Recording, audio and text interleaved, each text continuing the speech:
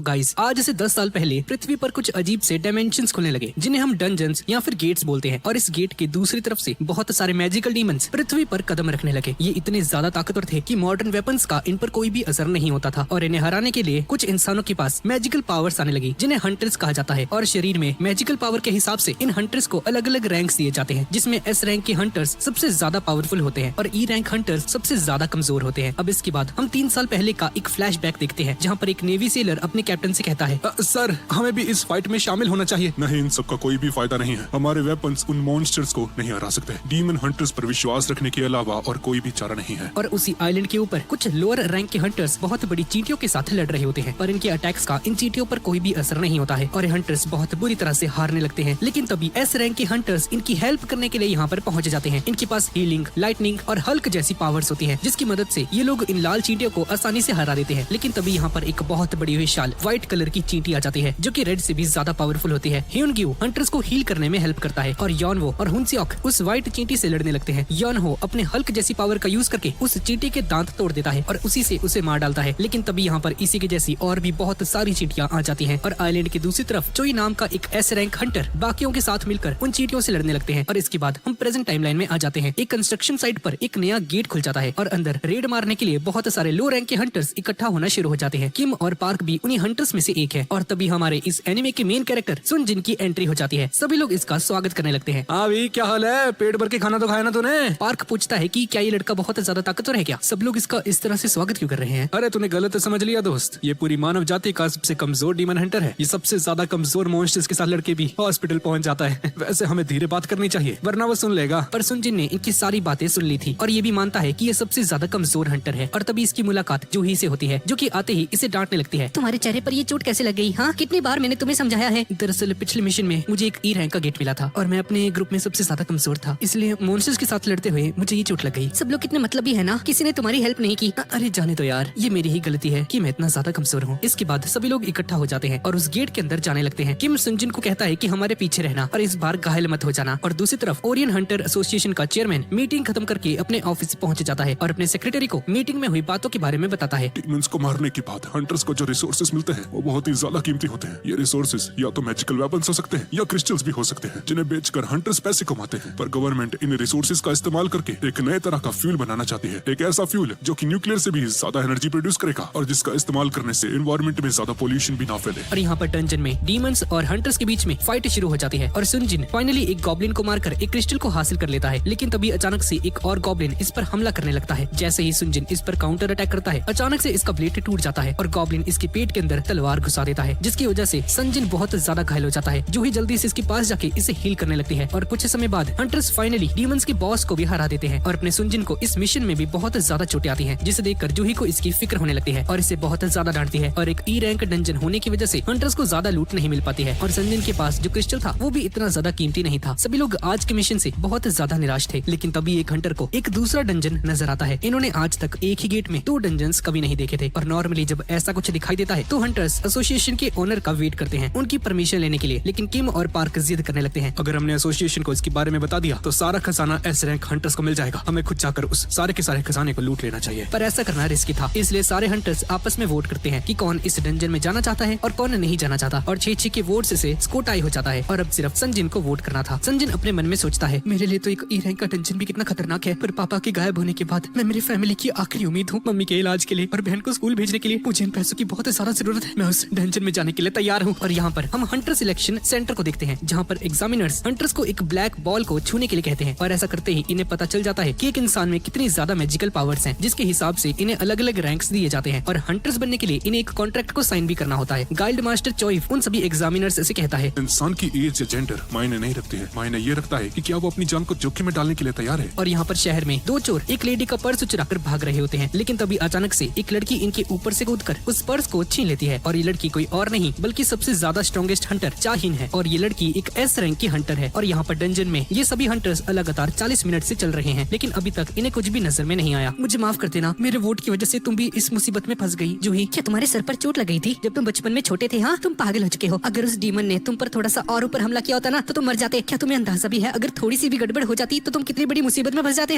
हाँ मुझे पता है, I am really sorry. Sorry से काम नहीं चलेगा, तुम्हें मुझे एक ट्रीट देनी होगी। तुम्हें मुझे स्प्रिंग रोल और मोमोज खिलाने होंगे। समझ गई ना? और यहाँ पर हम हंटर सिलेक्शन सेंटर में देखते हैं, जहाँ एसोसिएशन का चेयरमैन, जिसका नाम है गोगुन, ही सभी हंटर्स से कहता है, आप सभी लोगों का हंटर एसोसिएशन में स्वागत है। 10 साल पहले हमारी दुनिया में डंजन्स खुलने शुरू हुए थे, पर आज भी हमें इनके बारे में ज्यादा कुछ नहीं पता है। हंटर्स बनना यानी कि अपनी जान को जोखिम में डालना। एक्सपीरियंस होने के बाद भी एक हंटर को हमेशा चौकन्ना रहना चाहिए, लालच बिल्कुल नहीं करना चाहिए। और यहाँ पर डंजन्स में इन हंटर्स को फाइनली एक दरवाजा नजर आ जाता है। ये लोग लालच में इतने ज्यादा अंधे हो जाते हैं कि बिना कुछ सोचे समझे ही दरवाजा खोलकर अंदर जाने लगते हैं। और अंदर इन्हें बहुत सारे गार्ड्स और एंजल्स के स्टैचूज नजर आते हैं, लेकिन सुनजिन के सामने जो स्टैचू है वो बाकियों से बहुत ज्यादा बड़ा होता है। ये लोग सभी बहुत खुश होते हैं कि इन्हें इस कमरे में एक भी डीमन नहीं मिला है, लेकिन तभी जमीन पर इन्हें कुछ मैजिकल सर्कल्स नजर आते हैं और एक स्टैचू के ऊपर एक अजीब सी एंशिएंट स्क्रिप्ट लिखी हुई थी। अरे क्या लिखा है इस पे? ये है कार्टेनॉन टेम्पल के कुछ कमांडमेंट्स। पहला है भगवान की इज्जत करो, हाँ। दूसरा है भगवान के दिल से पूजा करो, और तीसरा है भगवान के प्रति अपनी आस्था का सबूत दो, हाँ। अगर ऐसा करने में तुम नाकामयाब हुए तो जिंदा नहीं लौट पाओगे। ये सुनकर जूही घबरा जाती है। जिन वो मैंने इस बड़े से स्टैचू की आंखों को हिलते हुए देखा, वो स्टैचू हम पर नजर रख रहा है। और तभी अचानक से ये बड़ा सा दरवाजा बंद हो जाता है। मैंने तुम्हें पहले ही कहा था, ये बहुत खतरनाक जगह है। मैं तो जा रहा यहाँ से। तुम्हें जो लूटना है तुम लूट सकते हो, जान ज्यादा प्यारी है। लेकिन जैसे ही ये हंटर दरवाजे को छूता है, सामने खड़ा हुआ स्टैचू अचानक से हिलने लगता है और अपने वेपन से इस बंदे का सर उखाड़ देता है। ये देखकर सभी के होश उड़ जाते हैं और जिनवू और जूही ये देखकर एक ही जगह पर फ्रीज हो जाते हैं। ये हंटर शायद डी रैंक था ना? उसका चाहे कुछ भी रैंक हो, पर वो मुझसे बहुत ज्यादा ताकतवर था और उस स्टैचू ने इसे एक ही झटके में खत्म कर दिया।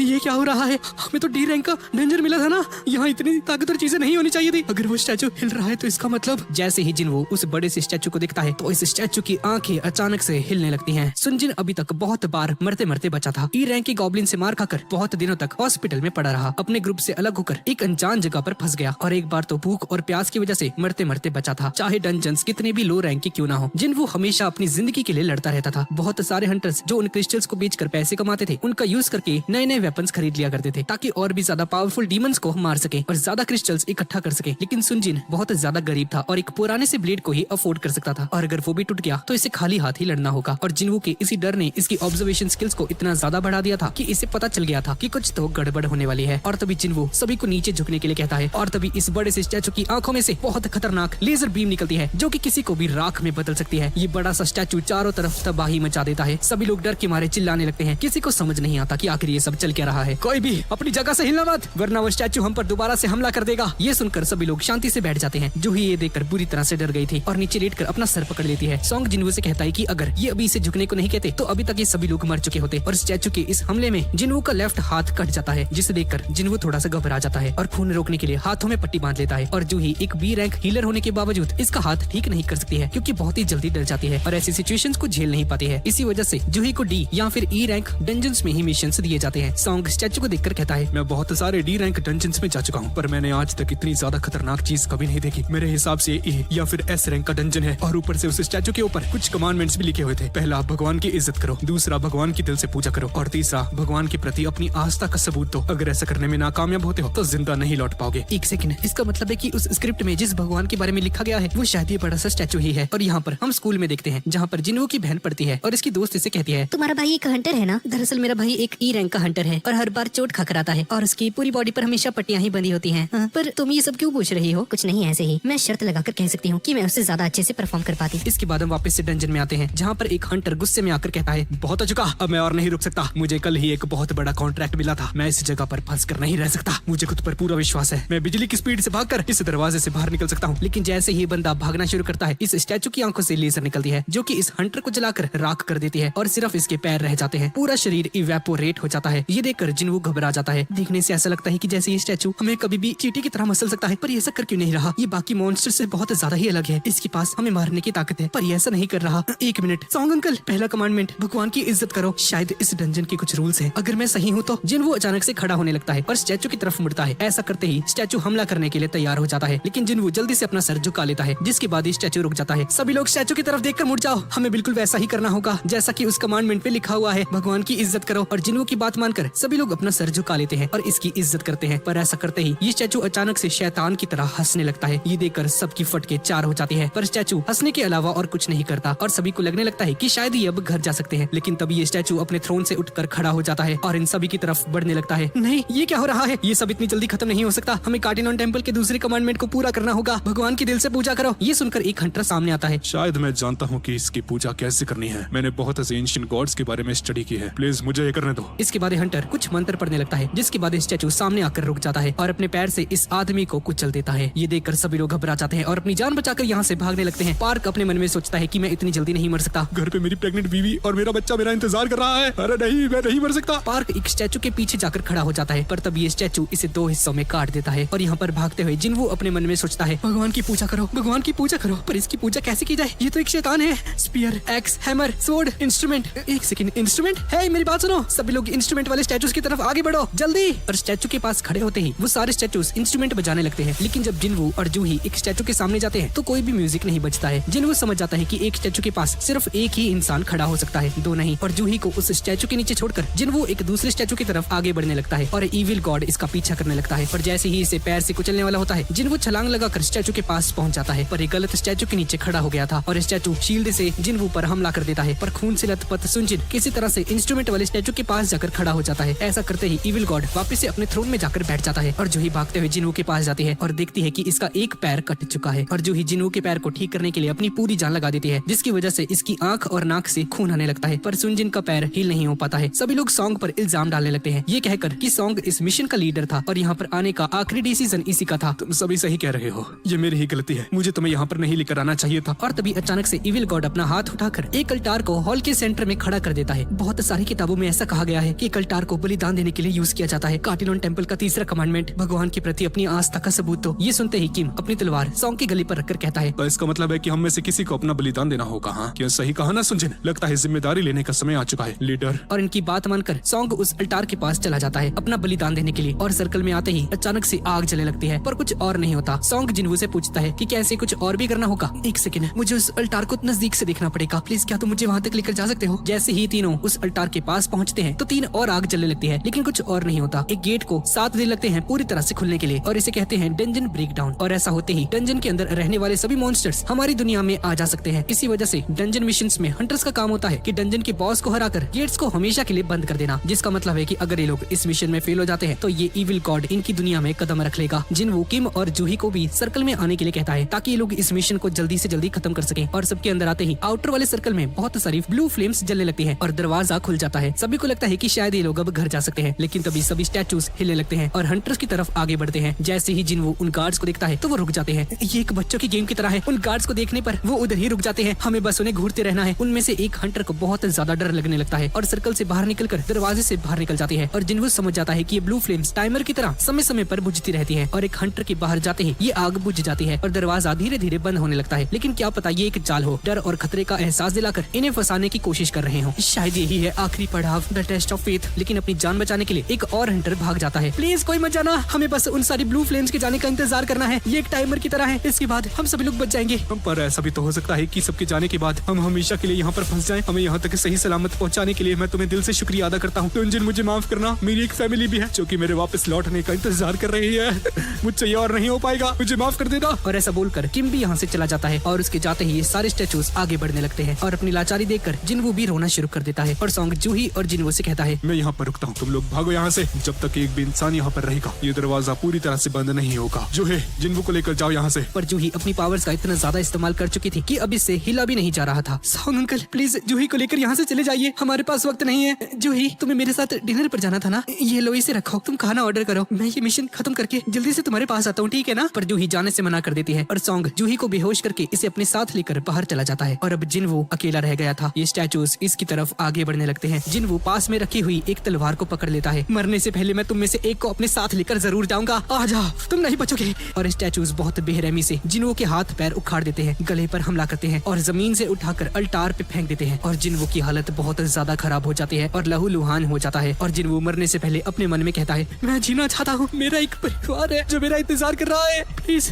प्लीज भगवान मुझे एक और मौका दे दीजिए। और जैसे ही स्टैचू आखिरी हमला करने वाला होता है, अचानक से हमारे सामने एक स्क्रीन खुल जाती है जिसमें लिखा होता है, courage of the week, the secret quest completed, you have acquired the qualifications to be a player, will you accept? तुम एक प्लेयर बनने के लिए क्वालिफाई हो चुके हो, क्या तुम इसे एक्सेप्ट करते हो? अगर तुमने इसे स्वीकार नहीं किया तो तुम्हारे दिल की धड़कन 0.02 सेकंड्स में बंद हो जाएगी। क्या तुम इसे एक्सेप्ट करते हो या रिजेक्ट करते हो? जिन्वू जीना चाहता था, इसलिए यस को चूज कर देता है। इसके बाद जब जिन्वू की आंखें खुलती हैं तो वो अपने आप को एक हॉस्पिटल में पाता है। जिन्वू के हाथ पैर बिल्कुल सही सलामत हैं और शरीर के ऊपर चोट का नामो निशान तक नहीं था। ये सब देखकर सुनजिन को लगने लगता है कि शायद वो सब कुछ एक सपना था। लेकिन तभी इससे मिलने के लिए 2 आदमी यहाँ पर आ जाते हैं। मेरा नाम है वो जिंचल और मैं हंटर एसोसिएशन के सर्विलेंस टीम का का एक मैनेजर हूँ। सर्विलेंस टीम को मुझसे क्या काम है? तुम 3 दिन से हॉस्पिटल के अंदर बेहोश पड़े थे। ये सुनकर जिन्वो हैरान हो जाता है। जूही और सॉन्ग अंकल कैसे हैं? वो सही सलामत तो है ना? हाँ वो दोनों ठीक है, लेकिन अपना लेफ्ट हाथ खोने की वजह से सॉन्ग अब एक हंटर नहीं बन सकता है। और डंजन में हुई घटना की वजह से जूही अभी तक एक बहुत बड़े सदमे में है और अभी उसका इलाज चल रहा है। और उसकी कंडीशंस को देखकर मुझे नहीं लगता कि वो अपने हंटर बनने के सफर को आगे कंटिन्यू कर सकती है। तुम्हारे इस डबल डंजन वाले मिशन में सिर्फ 6 लोग ही जिंदा बच पाए। हमने आज तक ऐसी घटना कभी नहीं देखी। जब व्हाइट टाइगर स्क्वाड वहाँ पर पहुंची तो उन्हें तुम वहाँ पर बेहोश पड़े हुए मिले, लेकिन उस जगह पर ना ही कोई टेम्पल था ना ही कोई स्टेच्यू। यकीन नहीं होता ना, लेकिन अगर उन 5 लोगों की कही हुई बातों में थोड़ा सा भी अंतर होता या अगर हमें वहाँ पर एक भी डेड बॉडी नहीं मिलती तो पूरा शक तुम्हारे ग्रुप पर आता। सुंग जिन्वो, ये बस हमारा एक अनुमान है, लेकिन क्या तुमने वहाँ पर सेकंड अवेकनिंग को महसूस किया था क्या? लेकिन ऐसा बहुत कम देखा गया है कि कुछ हंटर्स सेकंड अवेकनिंग को महसूस कर पाते हैं और ऐसा होते ही इनकी पावर्स सीधा एस रैंक तक पहुंच जाती हैं। जिनचुल की बातें सुनकर जिन्वो हैरान हो जाता है और सेकंड अवेकनिंग को कंफर्म करने के लिए सांग उसे माना मीटर पर हाथ रखने के लिए कहता है। जिनचुल अपने मन में कहता है, अगर इनका सामना सच में एक एस लेवल की मॉन्स्टर के साथ हुआ है तो इस जैसा एक ई रैंक हंटर बिना सेकंड अवेकनिंग के जिंदा नहीं बच सकता। लेकिन माना मीटर में इसका स्कोर बहुत ही कम आता है, जिसे देखने के बाद जिनचुल कहता है, मुझे माफ कर देना सुनजिन, हमारा अनुमान गलत निकला। जाते समय काम कहता है, सर इसकी मैजिकल पावर्स तो ई रैंक के हंटर से भी ज्यादा कमजोर हैं, ऑलमोस्ट एक साधारण इंसान की तरह। इनके जाने के बाद सुनजिन अपने मन में कहता है कि क्या बदकिस्मती है, मुझे तो लगा था कि मैं एक एस रैंक हंटर बन जाऊंगा, पर मुझे एक बात समझ नहीं आई, उन लोगों ने मुझसे इस स्क्रीन के बारे में क्यों नहीं पूछा? लगता है सिर्फ मैं ही इसे देख सकता हूँ। सुनजिन स्क्रीन को टच करने की कोशिश करता है, लेकिन उससे कुछ फर्क नहीं पड़ता है। तभी जिन्हा यहाँ पर आ जाती है जिन्वो से मिलने के लिए और आते ही इसे डांटने लगती है। देखा, फिर से घायल हो गए ना? तुम्हें अपना ध्यान रखना चाहिए। तुम्हें अंदाजा भी है कि मुझे तुम्हारी कितनी चिंता हो रही थी। अगली बार अगर ऐसा कुछ भी हुआ तो मैं स्कूल छोड़कर कोई जॉब पकड़ने वाली हूँ, समझ गए ना? ताकि तुम हंटर बनना छोड़ दो। मुझे माफ कर देना, अगली बार ऐसा कभी नहीं होगा, मैं वादा करता हूँ। वैसे जिन्हा, क्या तुम ये स्क्रीन देख सकती हो क्या? स्क्रीन? कौन सी स्क्रीन भाई? कुछ नहीं, मैं मजाक कर रहा था। वैसे जिन्हा, तुम हमेशा गेम्स खेलती हो ना? गेम की नोटिफिकेशन को पढ़ने के लिए तुम क्या करती हो? हाँ, उसके लिए तुम्हें मैसेज बॉक्स को खोलना होता है। मैसेज बॉक्स को खोलना और तभी स्क्रीन के नोटिफिकेशंस ओपन हो जाते हैं, जिसमें लिखा है कि आप एक प्लेयर बन चुके हो। Daily quest strength training has arrived. और जिन्हा बाय कहकर यहाँ से चली जाती है। जिन्वो गेम के सभी नोटिफिकेशंस को पढ़ने लगता है और ये सिस्टम प्लेयर के डेवलपमेंट में उसकी हेल्प करता है और सिस्टम की बात ना मानने पर भारी पेनल्टी का सामना भी किया जाएगा। और एक नोटिफिकेशन में ये भी लिखा होता है कि आपके रिवॉर्ड्स डिलीवर हो चुके हैं। लेकिन सुनजिन को समझ में नहीं आता है कि ये सब चल क्या रहा है और डेली क्वेस्ट स्ट्रेंथ ट्रेनिंग को एक्सेप्ट कर लेता है। जिसके बाद जिन्वो को अलग अलग टास्क नजर आते हैं, जैसे कि 100 पुशअप्स, 100 सिटअप्स, 100 स्क्वाट्स और 10 किलोमीटर की रनिंग। और गेम का ये रूल भी था कि अगर उसने टाइम रहते हुए इस टास्क को परफॉर्म नहीं किया तो उसे एक भारी पेनल्टी का सामना करना पड़ेगा। ये सुनकर जिन्वो मन में कहता है, पेनल्टी? ये क्या बकवास है? मेरे जैसे एक हॉस्पिटल में एडमिट होने वाले इंसान के पास इतना सारा स्टेमिना कैसे आएगा? मैं कैसे करूंगा भाई? मैं नहीं कर रहा है सब। यहाँ पर जिनचुल चेयरमैन को फोन पर कहता है, सर वो हमारी गलतफहमी थी, जिन्वो की अवेकनिंग नहीं हुई है। लेकिन बहुत सारे ऐसे भी सवाल हैं जिनका हमें जवाब ढूंढना होगा। ये एक स्पेशल केस है और इन्वेस्टिगेशन के लिए इसकी जानकारी डेटा बैंक के अंदर डाल दो। यहाँ पर हम हंटर एसोसिएशन के हेडक्वार्टर में देखते हैं, जहाँ पर चोई चा को कहता है कि मैं चाहता हूँ कि आप आने वाली बी रैंक हंटर्स की रेड में इंस्ट्रक्टर बनकर जाएं। इंस्ट्रक्टर? लेकिन मैं ही क्यों सर? ये रेड न्यूली ज्वाइन हंटर्स के लिए एक टेस्ट और एक प्रैक्टिकल ट्रेनिंग होने वाली है। आपको बस नॉर्मली लड़ना है जैसे कि आप हमेशा करते हैं। हंटर्स आपको देखकर अपने आप सीख जाएंगे, क्योंकि आप इतनी ज्यादा टैलेंटेड हैं। हम इंडिविजुअली अपनी स्किल्स को नहीं बढ़ा सकते हैं, इसलिए हम मिलकर अपनी टीम की ताकत को बढ़ाएंगे ताकि बुरे वक्त में हम सभी लोग तैयार रहें। यहाँ पर रोड के बीचों बीच एक और नया डंजन खुल जाता है। यहाँ पर हम हॉस्पिटल में देखते हैं जहाँ पर जिन्वो है। जिन्वो घोड़े बेचकर सो रहा है। तभी इसे नोटिफिकेशन आती है कि डेली क्वेस्ट का समय खत्म हो चुका है और बारी है पेनाल्टी की। अचानक से जिन्वो का रूम हिलने लगता है, मानो जैसे अर्थक्वेक आ चुका हो, और बेड से नीचे गिरकर बेहोश हो जाता है। जब जिन्वो की आंखें खुलती हैं तो वो एक बड़े से रेगिस्तान में पहुंच जाता है, जहाँ पर जहरीले सेंटीपीड्स इसका पीछा करने लगते हैं। और जिन्वो का गोल है कि इसे 4 घंटे तक इस रेगिस्तान में अब सर्वाइव करना होगा। यहाँ पर कुछ नर्सेस जिन्वो को देखती हैं, जो कि अपने कमरे में नहीं है, और इसे चारों तरफ ढूंढने लगते हैं। बेचारा जिन्वो इस पेनल्टी क्वेस्ट में इतना ज्यादा भाग चुका था जितना अपनी पूरी जिंदगी में नहीं भागा है। जैसे ही सेंटीपीड इसके बहुत ज्यादा नजदीक आ जाता है इसे खाने के लिए, क्वेस्ट का टाइम पूरा हो जाता है और जिन्वो वापस से अपने रूम में आ जाता है। और इसी के साथ इसकी पेनल्टी क्वेस्ट कंप्लीट हो जाती है। अब इसके 4 दिन बाद जिन्वो ट्रैक पैंट्स पहनकर डेली क्वेस्ट कंप्लीट करने के लिए हॉस्पिटल से चला जाता है। यहाँ पर जूही को हंटर एसोसिएशन से एक कॉल आती है कि कुछ दिन पहले ही शहर में एक डी रैंक का डंजन खुला है, जिसके लिए हमें आप जैसे एक हीलर की जरूरत है। क्या आप प्लीज हमारी हेल्प कर सकती हैं? मुझे माफ कर देना, पर मुझसे ये सब और नहीं हो पाएगा। हाँ ठीक है, कोई बात नहीं मिलजुल, हम आपकी तकलीफ को समझ सकते हैं। वैसे हमें खबर मिली थी तुझे पूरी तरह से रिकवर हो चुका है और जल्द हॉस्पिटल से डिस्चार्ज हो जाएगा। ये सुनते ही जूही खुश हो जाती है और उसे मिलने के लिए हॉस्पिटल पहुंचती है, जहाँ पर इसे जिनवू ट्रेनिंग करते हुए नजर आता है और कुछ नर्सेस इसे देखकर कहने लगती हैं कि लड़का कितना ज्यादा मेहनती है, इसे जब से होश आया है ये रोज ग्राउंड में जाकर ट्रेनिंग कर रहा है। हमने सुना था कि हंटर्स जल्दी ही रिकवर हो जाते हैं, पर अभी इसे थोड़ा सा आराम करना चाहिए। इनकी बातें सुनकर जूही वापस से घर चली जाती है और क्वेस्ट खत्म होने के बाद जिनवू को 3 तरह के रिवॉर्ड्स मिलते हैं। पहला है फुल रिकवरी, जिससे इसका पूरा स्टेमिना वापस आ जाता है। दूसरा है एबिलिटी पॉइंट्स, जिससे कि अपनी कोई भी एबिलिटी बढ़ा सकता है, जैसे कि स्ट्रेंथ, स्टेमिना, स्पीड या फिर इंटेलिजेंस भी। पर जिनवू पूरा फोकस करता है अपनी स्ट्रेंथ को बढ़ाने में। इसका तीसरा रिवॉर्ड है रैंडम लूट बॉक्स। अभी तक इसे सिर्फ पेन और बैंडेजेस मिलते थे, लेकिन इस बार इसे एक अजीब सी चाबी मिलती है, जिससे कि वो उस डी रैंक वाले डंजन में इंस्टेंटली टेलीपोर्ट हो सकता है। लेकिन उस स्टैचू के बारे में सोचते ही जिनवू नर्वस हो जाता है। इसके बाद जिनवू अपनी मम्मी से मिलने जाता है। 4 साल पहले जिनवू की मॉम अचानक से बेहोश हो गई थी और जब उन्हें हॉस्पिटल लेकर जाया गया, डॉक्टर ने कहा कि इन्हें इटर्नल स्लीप डिसीज है, जिसे फाइनल रेस्ट भी कहा जाता है। ये बीमारी 10,000 लोगों में से एक को होती है और ये बीमारी कंटिन्यूस माना एक्सपोजर की वजह से होती है और लाइफ सपोर्ट के अलावा इसका और कोई भी इलाज नहीं है। हॉस्पिटल का बिल भरने के लिए जिनवू एक कंस्ट्रक्शन साइट पर काम करने लगता है और एक दिन इसके मैजिकल पावर्स की अवेकनिंग हुई, जिसके बाद जिनवू एक ई रैंक का हंटर बन जाता है। जिनवू इस न्यूज से बहुत ज्यादा खुश था, क्योंकि हंटर बनकर ये हॉस्पिटल का खर्चा उठा सकता था, लेकिन कमजोर होने की वजह से हमेशा अपने ग्रुप के लिए एक मुसीबत बन जाता था। बाकी हंटर्स इसे कहते थे, अरे यार तू कुछ नहीं कर सकता, चुपचाप एक कोने में बैठा रहे यार। और सुन, अगर तू मॉन्स्टर्स को नहीं मार पाया ना तो तुझे एक फूटी कौड़ी भी नहीं मिलेगी। आई बात समझ में? और जवाब में बेचारा जिनवू सॉरी बोलने के बजाय और कुछ नहीं कर पाता था। इन कड़वी यादों को अपने साथ लेकर जिनवू ने डिसाइड कर लिया था कि अब तो ये ताकतवर बनकर ही रहेगा। हाबजोंग स्टेशन के सामने खड़ा होकर सुनजिन अपने मन में कहता है, मैंने सभी जरूरत की चीजें ले ली हैं और मैं डंजन में जाने के लिए तैयार हूँ। अगर पिछली बार की तरह कुछ गड़बड़ हो जाती है तो मैं इस बार दुम दबाकर भाग जाऊंगा। जेम्स बॉन्ड नहीं बनने वाला। ऐसा कहकर जिनवू टेलीपोर्टेशन की का यूज करता है, जो कि इसे रिवॉर्ड के तौर पर मिली थी, और डंजन का गेट खोल देता है और अंदर जाते ही इसे एक नोटिफिकेशन मिलती है, आप इंस्टेंस डंजन में एंटर कर चुके हैं। इसके तुरंत बाद वो गेट हमेशा के लिए बंद हो जाता है। जिनवू सोचने लगता है, अब मैं क्या करूं? अरे मैं तो फंस गया। और तभी इसे एक और नोटिफिकेशन आती है कि अब आप इस डंजन से बाहर नहीं जा सकते हैं। बाहर जाने के लिए डंजन के बॉस को हराना होगा या फिर टेलीपोर्टेशन स्टोन को यूज करो। और अभी जिनवू के पास टेलीपोर्टेशन स्टोन नहीं है, यानी कि अब इसके पास सिर्फ एक ही रास्ता बचा हुआ है, इस डंजन को अकेले क्लियर करना, वो भी एक ब्लेड से। कैसे करेगा भाई ये? तभी थोड़ी आगे चलकर जिनवू का सामना 3 गॉब्लिन्स से होता है। मुझसे तो एक गॉब्लिन तक नहीं मरता और यहाँ पर तो 3 है। अब मैं क्या करूँ? तीनों गॉब्लिन्स एक साथ जिनवू पर हमला करने लगते हैं, लेकिन हैरानी की बात थी कि इस बार जिनवू इनके हमलों को रोक पा रहा था। एक गॉब्लिन कूदकर जिनवू पर हमला कर देता है, जिसके जवाब में जिनवू काउंटर अटैक करके उसे मार डालता है। ऐसा करते ही जिनवू खुद को कॉन्फिडेंट फील करने लगता है कि इतना भी यूजलेस नहीं है और अपनी जिंदगी में कुछ तो अचीव कर सकता है, और बाकी दूसरे गॉब्लिन्स को भी मार देता है। लेकिन तभी यहाँ पर एंट्री होती है लोहे के जबड़े वाले एक वुल्फ की, जो कि हमला करके जिनवू के ब्लेड को तोड़ देता है। जिनवू के पैर कांपने लगते हैं और समझ जाता है कि ये मॉन्स्टर इन गॉब्लिन्स से बहुत ज्यादा ताकतवर है। ये भेड़िया तेजी से जिनवू की तरफ आगे बढ़ता है और इसके चेहरे पर एक खरोंच मार देता है। जिनवू के साथ इस वक्त कोई हीलर भी मौजूद नहीं है, और अगर ये भी ज्यादा घायल हो जाता है तो यहाँ से जिंदा भी नहीं लौट पाएगा। जब वुल्फ वापस से इस पर हमला करता है तो अचानक से जिनवू का शरीर बहुत ज्यादा हल्का हो जाता है और एक्रोबैटिक्स परफॉर्म करके वुल्फ के हमलों से बच जाता है। कब तक मैं ऐसे ही नल्लों की तरह भागता रहूंगा? मैं इन सबसे तंग आ चुका हूँ। और ऐसा बोलकर जिनवू इस वुल्फ के ऊपर एक जोरदार मुक्का मार देता है और वुल्फ दूर जाकर गिरता है। और जिनवू समझ जाता है कि स्ट्रेंथ पॉइंट बढ़ने की वजह से जिनवू अब स्ट्रॉन्ग तो बन रहा है, लेकिन ये वुल्फ उससे अभी भी बहुत ज्यादा ताकतवर था और इसे हराना इतना आसान नहीं होने वाला है। जिनवू लगातार इस पर मुक्के मारने लगता है, लेकिन उससे कुछ भी फर्क नहीं पड़ता। जिनवू यहाँ से भागने लगता है और मन में सोचता है, अब मैं इसे कैसे हराऊंगा? मुझे एक हीलर की जरूरत है। मेरे बैग में खाने पीने मोमो स्प्रिंग रोल के अलावा और कुछ नहीं। मुझे एक मैजिकल वेपन चाहिए होगा, वरना मैं मारा जाऊंगा। एक सेकंड, वेपन इन्वेंट्री। ऐसा बोलते ही सुनजिन के सामने एक स्क्रीन खुल जाती है, जो कि इन्वेंट्री की स्क्रीन है, और अपनी इन्वेंट्री में से स्वॉर्ड बाहर निकालकर उस वुल्फ के मुंह को 2 हिस्सों में काट देता है। मॉन्स्टर के मरते ही नोटिफिकेशन आता है कि जिनवू का लेवल बढ़ चुका है और इसने स्टील फैंग्ड लाइकन को हरा दिया है। कि अंकल ने स्वॉर्ड को $3 मिलियन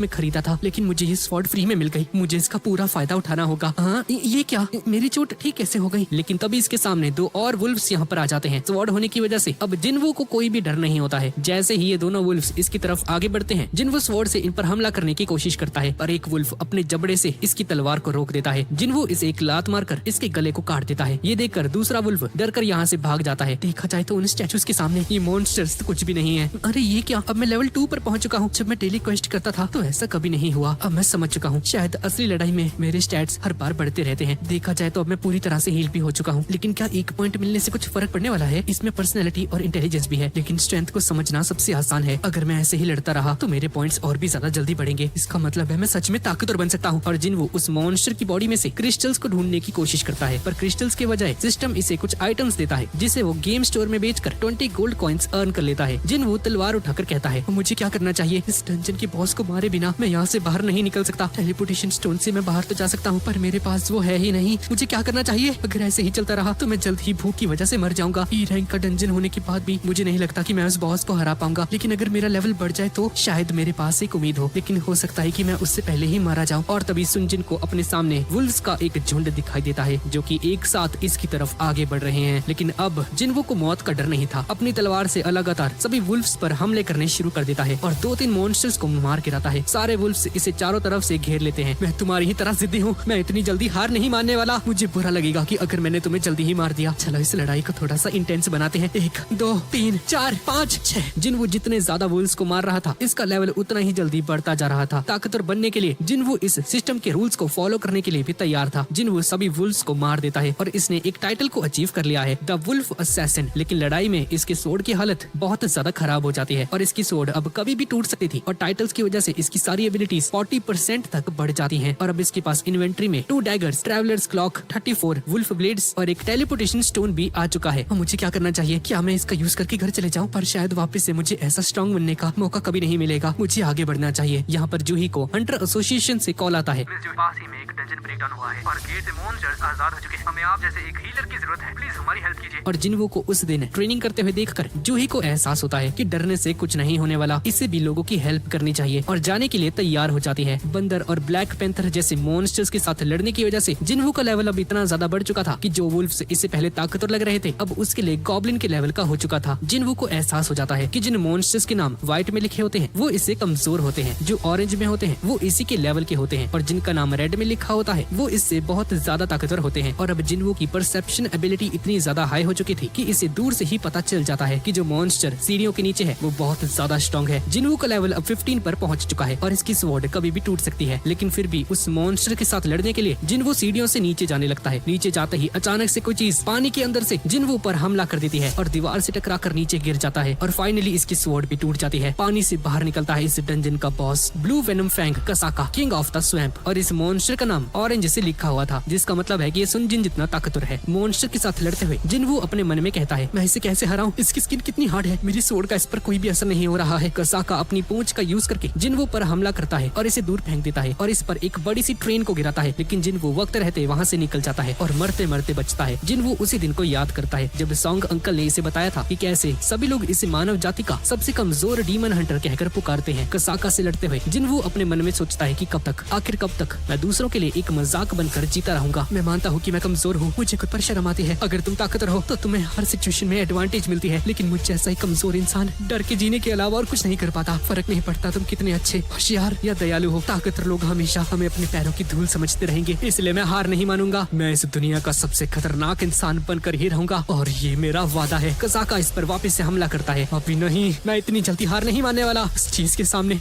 के सामने ये मॉन्स्टर तो कुछ भी नहीं है। जिनवू कूदकर कसाका के गले को पकड़ लेता है और अपनी पूरी जान लगाकर इसके गले को दबाने लगता है। कसाका दर्द के मारे चिल्लाता है और आसपास की चीजों से टकराने लगता है, लेकिन जिनवू इसे नहीं छोड़ता है। जिनवू लगातार इसके गले को दबाता रहता है और फाइनली इसकी गर्दन को तोड़ देता है। कसाका को हराते ही जिनवू का लेवल बढ़ जाता है। लगता है मैं सच में पहले से ज्यादा ताकतवर हो चुका हूँ। बॉस को हराने के बाद नोटिफिकेशन आती है कि आपने डंजन के boss king of the swamp blue venom fanged Kasaka को हरा दिया है। Item acquired, Kasaka's venom fang, एक ऐसा वेपन जिसकी ताकत स्वॉर्ड से भी दुगनी है और ये अपने ओपोनेंट को कुछ समय के लिए पैरालाइज भी कर सकती है। और दूसरा आइटम है कसाका का जहर, जिसको पीने से जिनवू की स्किन कसाका जितनी ही सख्त हो जाएगी, लेकिन बदले में इसकी मसल्स हमेशा के लिए डैमेज्ड रहेंगी। मिशन के खत्म होने के बाद ये डंजन वापस से अपने ओरिजिनल फॉर्म में आ जाता है। जैसे ही जिनवू स्टेशन से बाहर निकलता है तो इसकी मुलाकात एक सोल्जर से होती है। सर जी, यहाँ आसपास ही एक डंजन ब्रेकडाउन हुआ है। डीमन हंटर्स ने ऑलमोस्ट सभी को मार दिया है सिवाय एक के। जिनवू को अपनी परसेप्शन एबिलिटी का यूज करके तुरंत ही पता चल जाता है कि वो मॉन्स्टर कोई और नहीं बल्कि डंजन का बॉस है। यहाँ पर कुछ हंटर्स उस गोलम बॉस से लड़ रहे होते हैं। शील्ड वाला हंटर उसके अटैक्स को रोकने का काम करता है। हीलर्स इसे लगातार हील करते रहते हैं और काउंटर अटैक में आर्चर्स गोलम पर हमला करते हैं, लेकिन इस मॉन्स्टर की डिफेंस एबिलिटी इतनी ज्यादा स्ट्रॉन्ग होती है कि हंटर्स के हमलों का इस पर कोई भी असर नहीं होता है। दूर से जिनवू ये सब कुछ देखता है। मुझे लगता है ये टीम जल्दबाजी में बनी है, इसीलिए इनका टीम वर्क काम नहीं कर रहा। मुझे दिख रहा है 8 E रैंक और 2 D रैंक हंटर्स, 3 हीलर्स हैं, 2 D रैंक के और 2 B रैंक के। क्या जूही यहाँ पर क्या कर रही है? जूही उस स्टैचू वाली घटना से अभी तक उभर नहीं पाई थी, इसलिए अपनी मैजिकल पावर्स को ढंग से कंट्रोल नहीं कर पाती है। जिनवू देखते ही समझ जाता है कि वो गोलम कसाका से भी ज्यादा कमजोर है और गोलम के डिफेंस को तोड़ने के लिए जिनवू अपनी पूरी जान लगाकर उस स्वॉर्ड को इसके सर पर मारता है, जिससे इस मॉन्स्टर का डिफेंस टूट जाता है और बाकी हंटर्स मिलकर इसे हरा देते हैं। ये शील्ड पकड़ा हुआ हंटर अपने मन में कहता है, अब में से किसी का भी अटैक इस गोलम पर काम नहीं कर रहा था, तो अचानक से इसका डिफेंस कैसे टूट गया? और तभी उसे वो टूटी हुई स्वॉर्ड नजर आती है जो कि जिन्वू की है। पास में खड़े हुए सोल्जर से पूछता है, एक्सक्यूज मी, ये स्वॉर्ड किसने फेंकी थी यहाँ पर? सर वहाँ पर एक हंटर खड़ा था, उसने ये फेंकी थी। अरे कहाँ चला गया वो हंटर? इतनी खतरनाक पावर, लगता है वो कोई हाई रैंक का हंटर होगा। बहुत दिनों तक हॉस्पिटल में रहने के बाद जिन्वू अब फाइनली डिस्चार्ज होने वाला है। डेली क्वेस्ट करने की वजह से अब इसकी बॉडी ऋतिक रोशन जैसी बन चुकी है। हॉस्पिटल में चारों तरफ जिन्वू के ही चर्चे होने लगते हैं। कुछ नर्सेस तो इसकी दीवानी हो चुकी हैं। जब एक नर्स जिन्वू के रूम में आती है तो उसकी बॉडी देखकर शर्माने लगती है। कहना पड़ेगा, क्या बॉडी है इसकी। क्या आपको मुझसे कोई काम है? अरे हाँ, आज आप डिस्चार्ज होने वाले हो। प्लीज तैयार होने के बाद रिसेप्शन के पास आ जाना। और क्या आप प्लीज मुझे अपना मोबाइल नंबर दे सकते हैं प्लीज? ये सुनकर जिन्वू अपने मन में सोचता है, क्या मोबाइल नंबर? हो सकता है इसे कोई काम हो, चलो दे ही देता हूँ। यहाँ पर जिन्वू के घर में जिन्हा एक एस रैंक हंटर का इंटरव्यू देख रही है, जहाँ रिपोर्टर उससे पूछती है कि सर 7 एस रैंक हंटर्स में से एक होने की वजह से आप तो हमेशा बिजी ही रहते होंगे, क्या आप बता सकते हैं कि आपकी लाइफ कैसी गुजरती है? जिसके जवाब में यॉन हो कहता है, डंजन मिशंस में जाने के लिए हर एक हंटर को हर दिन ट्रेनिंग करनी पड़ती है ताकि उसकी फाइटिंग स्किल्स फीकी न पड़ जाए। हम अपनी हंटर स्किल्स को ग्रो नहीं कर सकते हैं, लेकिन ट्रेनिंग करके उन्हें परफेक्ट तो बना ही सकते हैं। डीमन हंटर बनने से पहले मैं एक फायर फाइटर रह चुका हूँ और हर दिन जिम जाया करता था, इसलिए रोज ट्रेनिंग करना एक तरह से मेरा रूटीन का काम है। स्कूल जाने से पहले जिन्हा जिन्वू को उठाती है। जिन्वू, फ्रिज में कल रात का खाना रखा हुआ है, गरम करके खा लेना। जिन्वू, क्या तुम जिम जा रहे हो? और तुम लंबे कैसे हो गए? क्या एक्सरसाइज करने से हाइट भी बढ़ती है क्या? लगता है तुम लड़के बड़े होते रहते हो। चलो मैं स्कूल जा रही हूँ। जाने से पहले जिन्वू इसे एक अम्ब्रेला देता है, इसे रख लो, बारिश का कोई भरोसा नहीं है, इसे अपने साथ रखो और आराम से जाना। जिन्वू डेली क्वेस्ट को देखकर कहता है कि अब सिर्फ रनिंग बची है, इसे मैं बाद में कर लूंगा। क्या मेरी मसल से डेली क्वेस्ट को पूरा करने की वजह से बढ़ रही है क्या? ऐसा ही चलता रहा तो कहीं मैं ऋतिक रोशन न बन जाऊं। मेरे पास अभी भी 12 पॉइंट्स हैं, कहाँ यूज करूँ इन्हें यार?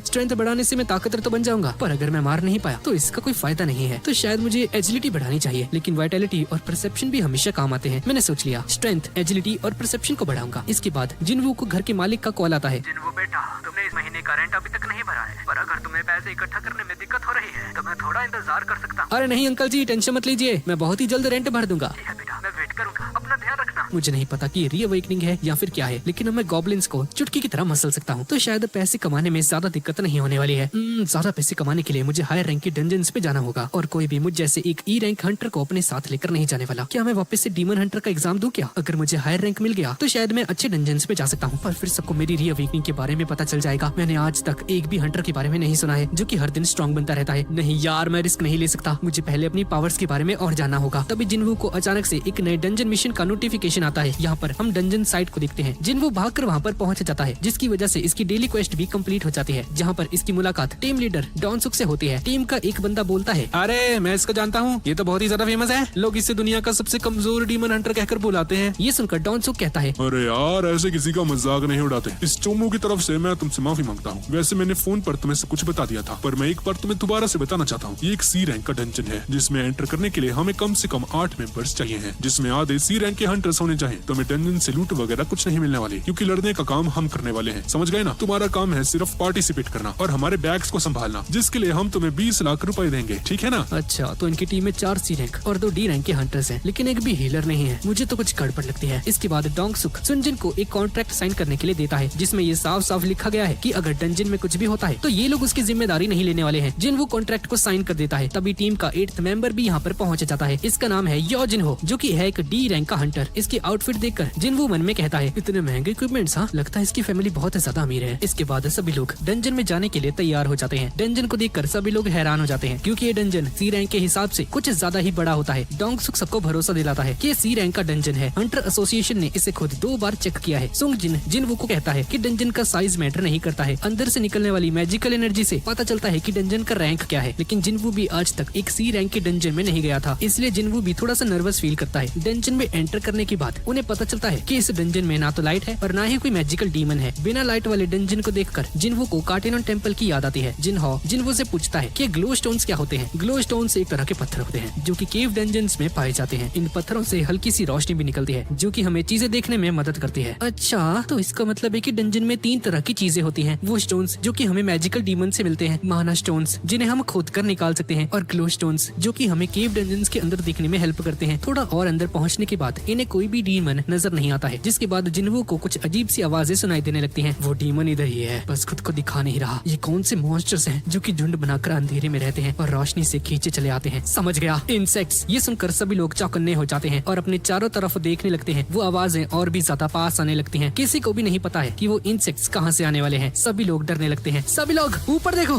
डीमन हंटर्स कीड़ों पर बिजली और एक्सपो से हमला करने लगते हैं। डोंगसुक सारे मॉन्स्टर्स का ध्यान अपनी तरफ एकत्रित करता है। क्यूआन एक बड़े हमले की तैयारी करने लगता है और बाकी डीमन हंटर्स इससे सपोर्ट करते हैं। 5 सेकंड का काउंटडाउन करने के बाद क्यूआन एक बड़ा सा हमला परफॉर्म करता है, जिससे कि आधे से भी ज्यादा मॉन्स्टर्स जलकर राख हो जाते हैं। ये देखकर जिन्वू मन में कहता है कि इनका कोऑर्डिनेशन बहुत ज्यादा ही अच्छा है। देखकर पता चलता है कि ये लोग बहुत समय से एक दूसरे को जानते हैं। इसके महंगे इक्विपमेंट्स इसकी बहुत हेल्प कर रहे हैं। सभी मॉन्स्टर्स को मारने के बाद सभी लोग इंसेक्ट स्टोन को ढूंढने लगते हैं और तभी इन्हें इन कीड़ों की बॉडी के अंदर किसी चीज के काटने का निशान नजर आता है। यानी कि इस डंजन में एक ऐसा मॉन्स्टर छिपा हुआ है जो कि इन कीड़ों से भी ज्यादा ताकतवर है। यहाँ पर सुंगजिन जिन्वू को कहता है कि तुम्हारे ये इक्विपमेंट्स बहुत महंगे हैं ना, पता नहीं क्यों लेकिन मुझे ऐसा लग रहा है कि हमें थोड़ा संभल कर रहना चाहिए। इसके बाद हंटर्स बहुत देर तक आगे बढ़ते रहते हैं, डंजन को एनालाइज करते हैं और बीच बीच में ब्रेक्स लेकर खाना भी खाते हैं। जब डोंगसुक की टीम आगे आगे चल रही होती है तो जिन्वू इन्हें देखकर अपने मन में कहता है कि बिना फाइटिंग किए 20 लाख मिलना अच्छी डील है, कुछ ज्यादा ही अच्छी है। ये एक ऐसी टीम है जिसके अंदर कोई भी हीलर नहीं है और इन्हें हमेशा एक्स्ट्रा मेंबर्स की तलाश रहती है। पक्का कुछ न कुछ गड़बड़ जरूर है। रास्ते में वापस से इन्हें आधे खाए हुए कीड़े नजर आते हैं। ये लोग समझ गए थे कि लोग फाइनल बॉस के चेम्बर तक पहुंच चुके हैं और तभी अंदर पहुंचते ही इन्हें बहुत सारे करोड़ों की तादाद में माना क्रिस्टल्स दिखाई देते हैं। इन्हें देखकर डोंगसुक अपने मन में कहता है, फाइनली मुझे सोने की खदान मिल चुकी है। इतने पैसों से मैं एक ऐसी टीम बनाऊंगा जिसे सब लोग देखते ही रह जाएंगे।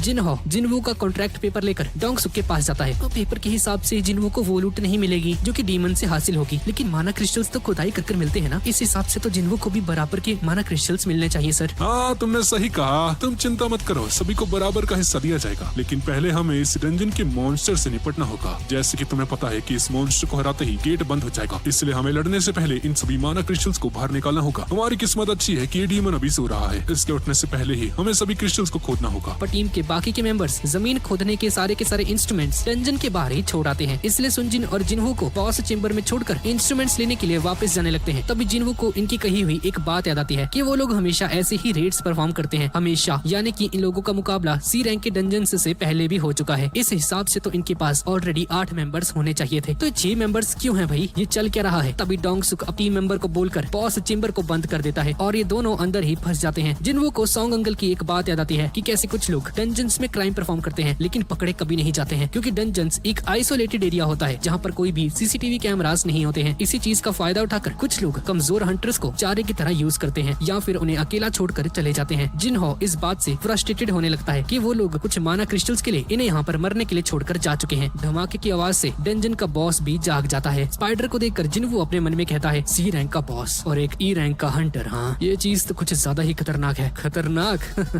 मैं अपने शब्दों को वापस लेता हूँ। जिन्हो दूर हट जाओ, इस मकड़ी से मैं लड़ूंगा। ऐसा कहकर सुनजिन अपने डैगर को बाहर निकालता है और बॉस से लड़ने के लिए तैयार हो जाता है। यहाँ पर डंजन से बाहर निकलकर टीम का एक मेंबर डोंगसुक से कहता है, सर आपको नहीं लगता कि हमें उन दोनों को जान से मार देना चाहिए था? तुम लोग पागल हो गए हो क्या? अगर वो मकड़ी जाग जाती तो क्या करते? उन दोनों चिलगूसों को लड़ने का कोई भी एक्सपीरियंस नहीं है। वो मकड़ी उन्हें चुटकियों में खाकर दोबारा से सो जाएगी। तब हम लोग वापस से डंजन में जाएंगे और सारे माना क्रिस्टल्स को इकट्ठा कर लेंगे। मैंने बॉस चेंबर के अंदर कुछ और भी टनल्स को देखा था। हम लोग वहाँ से अंदर घुसेंगे। अगर वो मॉन्स्टर जाग भी चुका होगा तो हम सभी लोग मिलकर उसे मार डालेंगे, और अगर हम लोग माना क्रिस्टल्स को नहीं ले पाए तो हम उस लड़के के सारे इक्विपमेंट्स चोरी कर लेंगे। देख लेता हूँ ये किसका बेटा है। वैसे कहना पड़ेगा वो बॉस कुछ ज्यादा ही खतरनाक था। अब उनके बचने का कोई भी चांस नहीं है। यहाँ पर जिन्हो को समझाता है, रुको, सी रैंक के बॉस को हराने के लिए तुम्हें कम से कम एक डी रैंक का हंटर होना होगा। तुम उसे नहीं हरा सकते हो, हमें कुछ और रास्ता ढूंढना होगा। जिन्हो सही कह रहा है। भले ही मैं रीअवेकन हो चुका हूँ लेकिन मैं अभी भी कमजोर हूँ। कसाका और वो मैजिकल गोलम दोनों ही डी रैंक के डंजन बॉस थे। ये मकड़ी उन दोनों से बहुत ज्यादा ताकतवर है, लेकिन पता नहीं क्यों मुझे इससे डर नहीं लग रहा। मुझे ऐसा लग रहा है कि जैसे मैं इस मकड़ी को हरा सकता हूँ। मैं अभी लेवल 18 पर हूँ। देखते हैं कि मैं एक सी रैंक के डंजन बॉस को हरा सकता हूँ या फिर नहीं। जिन्हो उस मकड़ी के पैरों पर हमला करता है, लेकिन इसका एक्सोस्केलेटन इतना स्ट्रॉन्ग है कि जिन्हो का डैगर इस पर एक खरोंच तक नहीं लगा पाता है। मकड़ी अपने पैरों से लगातार जिन्हो पर हमला करती है। ये देखकर जिन्हो समझ जाता है कि बस एक गलत मूव और ये सीधा भगवान के पास पहुंच जाएगा। कुछ तो गड़बड़ है। एक ई रैंक हंटर इतना ताकतवर कभी नहीं हो सकता। कहीं ऐसा तो नहीं है कि इसकी रैंकिंग फेक है? मैंने अफवाहें सुनी है कि कुछ लोग अपनी मैजिकल पावर्स को कंट्रोल करके अपने रैंक को कम करवाते हैं। इनमें बहुत सारे लोग संखी भी होते हैं जो कि मजे के लिए मॉन्स्टर्स को मारते हैं। अरे यार, कहाँ फंस गया? डैड मुझे बचा लीजिए। जिन्हो इससे लड़ते हुए कहता है कि इसकी स्किन कसाका से भी ज्यादा हार्ड है और अब धीरे धीरे इसका स्टेमिना भी खत्म होने लगा है। अगर ऐसे ही चलता रहा तो मैं मारा जाऊंगा। मुझे इसे जल्द ही हराना होगा। पैरालिसिस एंड ड्रेन, इस डैगर की स्पेशल एबिलिटीज ही मुझे जिता सकती हैं। मुझे इस मकड़ी की आंखों पर हमला करना होगा। लेकिन जिन्वो जैसे ही इस मॉन्स्टर की तरफ आगे बढ़ता है, ये अपने मुंह से एसिड की उल्टियां कर देता है, जिससे जिन्वो बाल बाल बचता है। लगता है कुछ ज्यादा ही स्ट्रॉन्ग है। जिन्वो अपनी न्यू एबिलिटी डैश का यूज करता है और बिजली की तेजी से इसकी तरफ आगे बढ़ता है, पर आंखों पर हमला करने से बच जाता है। जिन्वो एक और बार ट्राई करता है और मकड़ी के मुंह की तरफ आगे बढ़ने लगता है, लेकिन तभी इसकी फटीग यानी कि थकान 70% पर पहुंच जाती है, जिसकी वजह से इसकी स्पीड कम होने लगती है और ये मॉन्स्टर जिन्वो को दूर फेंक देता है। जैसे ही मकड़ी फाइनल अटैक करती है, जिन्वो डेली क्वेस्ट के फुल रिकवरी वाले अवार्ड को यूज करता है और इस मॉन्स्टर के हमले से बच जाता है और मकड़ी के ऊपर कूदकर इसकी सभी आंखों को फोड़ देता है, जिससे कि ये मॉन्स्टर मर जाता है। और इसी के साथ सुनजिन इस सी रैंक के डंजन के बॉस को हरा देता है। ये देखकर जिन्हो के तो होश ही उड़ जाते हैं। भैया आप ठीक तो हो ना? हाँ? ये पानी ले लीजिए, अब थक गए होंगे ना?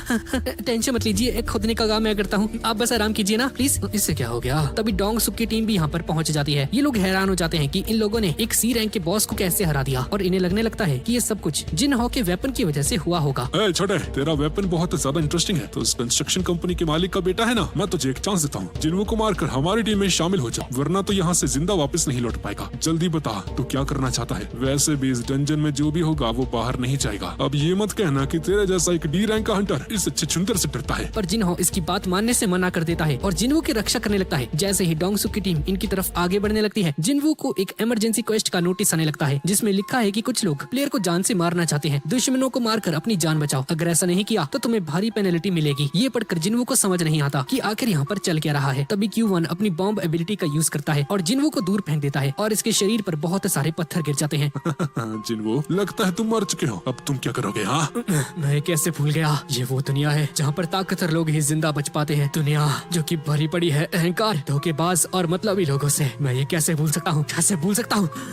अब मैं इनसे तंग आ चुका हूँ। दुश्मन, हाँ, ये सिस्टम मुझे इन्हें जान से मारने के लिए कह रहा है। क्या ये सिस्टम मुझे जिंदा रखने की कोशिश कर रहा है? लेकिन क्यों? हाँ, ये कोई इत्तेफाक नहीं है। ये सिस्टम मुझे बचाना चाहता है। सिस्टम चाहता है कि मैं और भी ज्यादा ताकतवर बनूं। ठीक है, ऐसा ही होगा। तो अगर तुम मुझे इस्तेमाल करना चाहते हो तो मैं भी तुम्हें इस्तेमाल करूंगा। और जिन्वो वापस से अपने पैरों पर खड़ा हो जाता है। अरे यार, तूने पूरी ताकत से हमला नहीं किया क्या? मैं भूल गया था, तुम ताकतवर इंसान हम जैसे को अपने पैरों की धूल समझते हैं, लेकिन तुम सभी लोग एक बात को भूल रहे हो। वक्त आने पर एक शिकारी भी शिकार बन जाता है। ये सुनकर सभी लोग घबरा जाते हैं। अरे सर, आप पीछे जाइए, ऐसे मैं देखता हूँ। क्या बे, ज्यादा पंगे ले रहा है? लगता है तुझे मेरी बात अभी तक समझ नहीं आई। शिकारी शिकार बनेगा है तो हमें शिकार कहना चाहता है क्या? तू शिकार करेगा हमारा? है भाई साले कमजोर से हैं? और ऐसा कहते ही जिन्वो डैगर से इसका गला काट देता है, जिसे देखकर सभी लोग घबरा जाते हैं। ये कैसे हो गया? ये तो एक डी रैंक का हंटर था, इसने उसे कैसे मार दिया? ये मामूली सा ई रैंक का हंटर उसे कैसे मार सकता है? जिन्वो ने पहली बार अब किसी इंसान की जान ली है। भले ही ये सिस्टम के इशारों पर चल रहा है, लेकिन अब जिन्वो एक खूनी बन चुका है। पर अब ये कर भी क्या सकता था? अगर जिन्वो इसकी जान नहीं लेता तो सिस्टम इसकी धड़कन को रोक देता और अब कुछ नहीं हो सकता। अपना जिन्वो एक क्रिमिनल बन चुका है। यही कुदरत का कानून है। ताकतवर जिंदा रहते हैं और कमजोरों की मौत होनी तय है। डोंग सुक की टीम स्प्लिट होकर जिन्वो पर हमला करने लगती है, पर जिन्वो बहुत ज्यादा तेज होता है और डैश एबिलिटी का यूज करके इनके अटैक से बचकर काउंटर अटैक परफॉर्म करता है और पैरालाइज और ड्रेन एबिलिटी का यूज करके इन दोनों को मार देता है। एक्सबो वाला हंटर शूट करने की कोशिश करता है, लेकिन शूट करने से पहले ही जिन्वो इसे मार देता है। Q1 बॉम्ब एबिलिटी का यूज करके हमला करता है, पर जिन्वो के सामने अब कोई भी चीज असर नहीं करने वाली है। यही होता है जब शरीफ शराफत छोड़ता है। सुनजिन बहुत ज्यादा ताकतवर है। जब ये डंजन बॉस से लड़ रहा था, ये तो तब से भी ज्यादा ताकतवर हो चुका है। डोंग सुक देख कर डर जाता है। तुमने मेरी पूरी टीम को मार दिया, वो भी 15 सेकंड में। तुम क्या हो? क्या तुम कोई राक्षस हो गया? तुमने ही उस मॉन्स्टर को मारा है ना? सच बता, तुम मुझे इतने हल्के में मत ले। मैं कोई मामूली सी रैंक हंटर नहीं हूँ। और ऐसा बोलकर डोंग सुक रीइंफोर्समेंट एबिलिटी का यूज करता है और अपने शरीर को लोहे से भी ज्यादा मजबूत बना लेता है और कूदकर जिन्वो पर हमला करने के लिए आगे बढ़ता है, पर सुनजिन इसके मुंह को पकड़कर नीचे जमीन में गाड़ देता है। ये देखकर डोंग सुक के होश उड़ जाते हैं। अरे यार, मुझे छोड़ दे भाई, मुझे माफ कर दे प्लीज। मुझे मत मार। तुझे जो चाहिए मैं दूंगा, मुझे माफ कर दे। पैसे चाहिए? ये ले भाई, सारे पैसे ले ले यार, प्लीज मुझे छोड़ दे। 3 बार तूने मुझे 3 बार मारने की कोशिश की थी ना, और तू चाहता है कि मैं तुझे ऐसे ही छोड़ दूं? हाँ, अरे छोड़ दे यार, गलती हो गई। तूने कहा था ना, यहाँ पर जो भी चीजें होती हैं वो डंजन से बाहर नहीं जाती। साले, तू मेरे भाई को नहीं जानता। और तभी जिन्वो इसका गला काट देता है। मुझे तेरे भाई को जानना भी नहीं है। और इसी के साथ एक और क्वेस्ट भी कंप्लीट हो जाती है। ये देखकर जिन्हो को उल्टी आने लगती है। बॉस के हारने की वजह से डंजन टूटने लगता है और दोनों सही सलामत इस डंजन से बाहर निकल जाते हैं। जब इंस्पेक्शन के लिए हंटर एसोसिएशन की ऑफिसर यहाँ पर आती है, तो ये देखकर हैरान हो जाती है कि एक डी रैंक और एक सी रैंक हंटर को छोड़कर बाकी सभी लोग कैसे मर गए। पर जिन्हो के वेपन्स को देखकर इस ऑफिसर लड़की को गलत फहमी होने लगती है कि पक्का जिन्हो ने ही सभी मॉन्स्टर्स को मारा होगा। इतने ज्यादा महंगे वेपन्स होने की वजह से, और सुनजिन डरपोक बिल्ली की तरह एक कोने में जाकर छुप गया होगा और जिनवू को एक इमरजेंसी क्वेस्ट पूरा करने की वजह से एक नई स्किल मिल जाती है, द मर्डरस इंटेंट, जिसका यूज करके ये किसी भी ओपोनेंट की एबिलिटी को 50% तक गिरा सकता है। और मिशन के खत्म हो जाने के बाद अचानक से बारिश होने लगती है और जिनवू अपने मन में कहता है, शुक्र है मैंने जिन्हा को वो अम्ब्रेला दे दिया था। यहाँ पर एक होटल के अंदर हम एक आदमी को देखते हैं। कौन है ये आदमी, इसके बारे में हमें आगे पता चलने वाला है। अब इसके बाद हम जिनचुल के ऑफिस में देखते हैं जहाँ पर हंटर एसोसिएशन का एक मेंबर आकर कहता है, एक्सक्यूज मी सर, जरा इसे देखिए, ये सी रैंक डंजन की रेड के बारे में है। यहाँ पर सिर्फ एक सी और एक डी रैंक हंटर को छोड़कर बाकी सभी 6 लोग मारे गए। शायद हो सकता है वो दोनों हंटर्स अपनी जान बचाकर वहाँ से भाग निकले हों। डंजन्स में अक्सर ऐसा होता है। नहीं सर जी, बाहर निकलने से पहले उन लोगों ने डंजन बॉस को हराया था। जिन्हों नाम के एक डी रैंक हंटर के पास बहुत ज्यादा महंगे इक्विपमेंट्स थे। शायद हो सकता है कि उसी ने बॉस को हराया हो। हाँ तो प्रॉब्लम क्या है, इन्वेस्टिगेशन करो और डिटेल्स निकालो। सर दरअसल बात यह है कि जो जिन्हों के साथ जो हंटर था वो कोई और नहीं बल्कि डबल डंजन वाले हादसे को सरवाइव करने वाला जिन्वू है। क्या कहा तुमने, जिन्वू?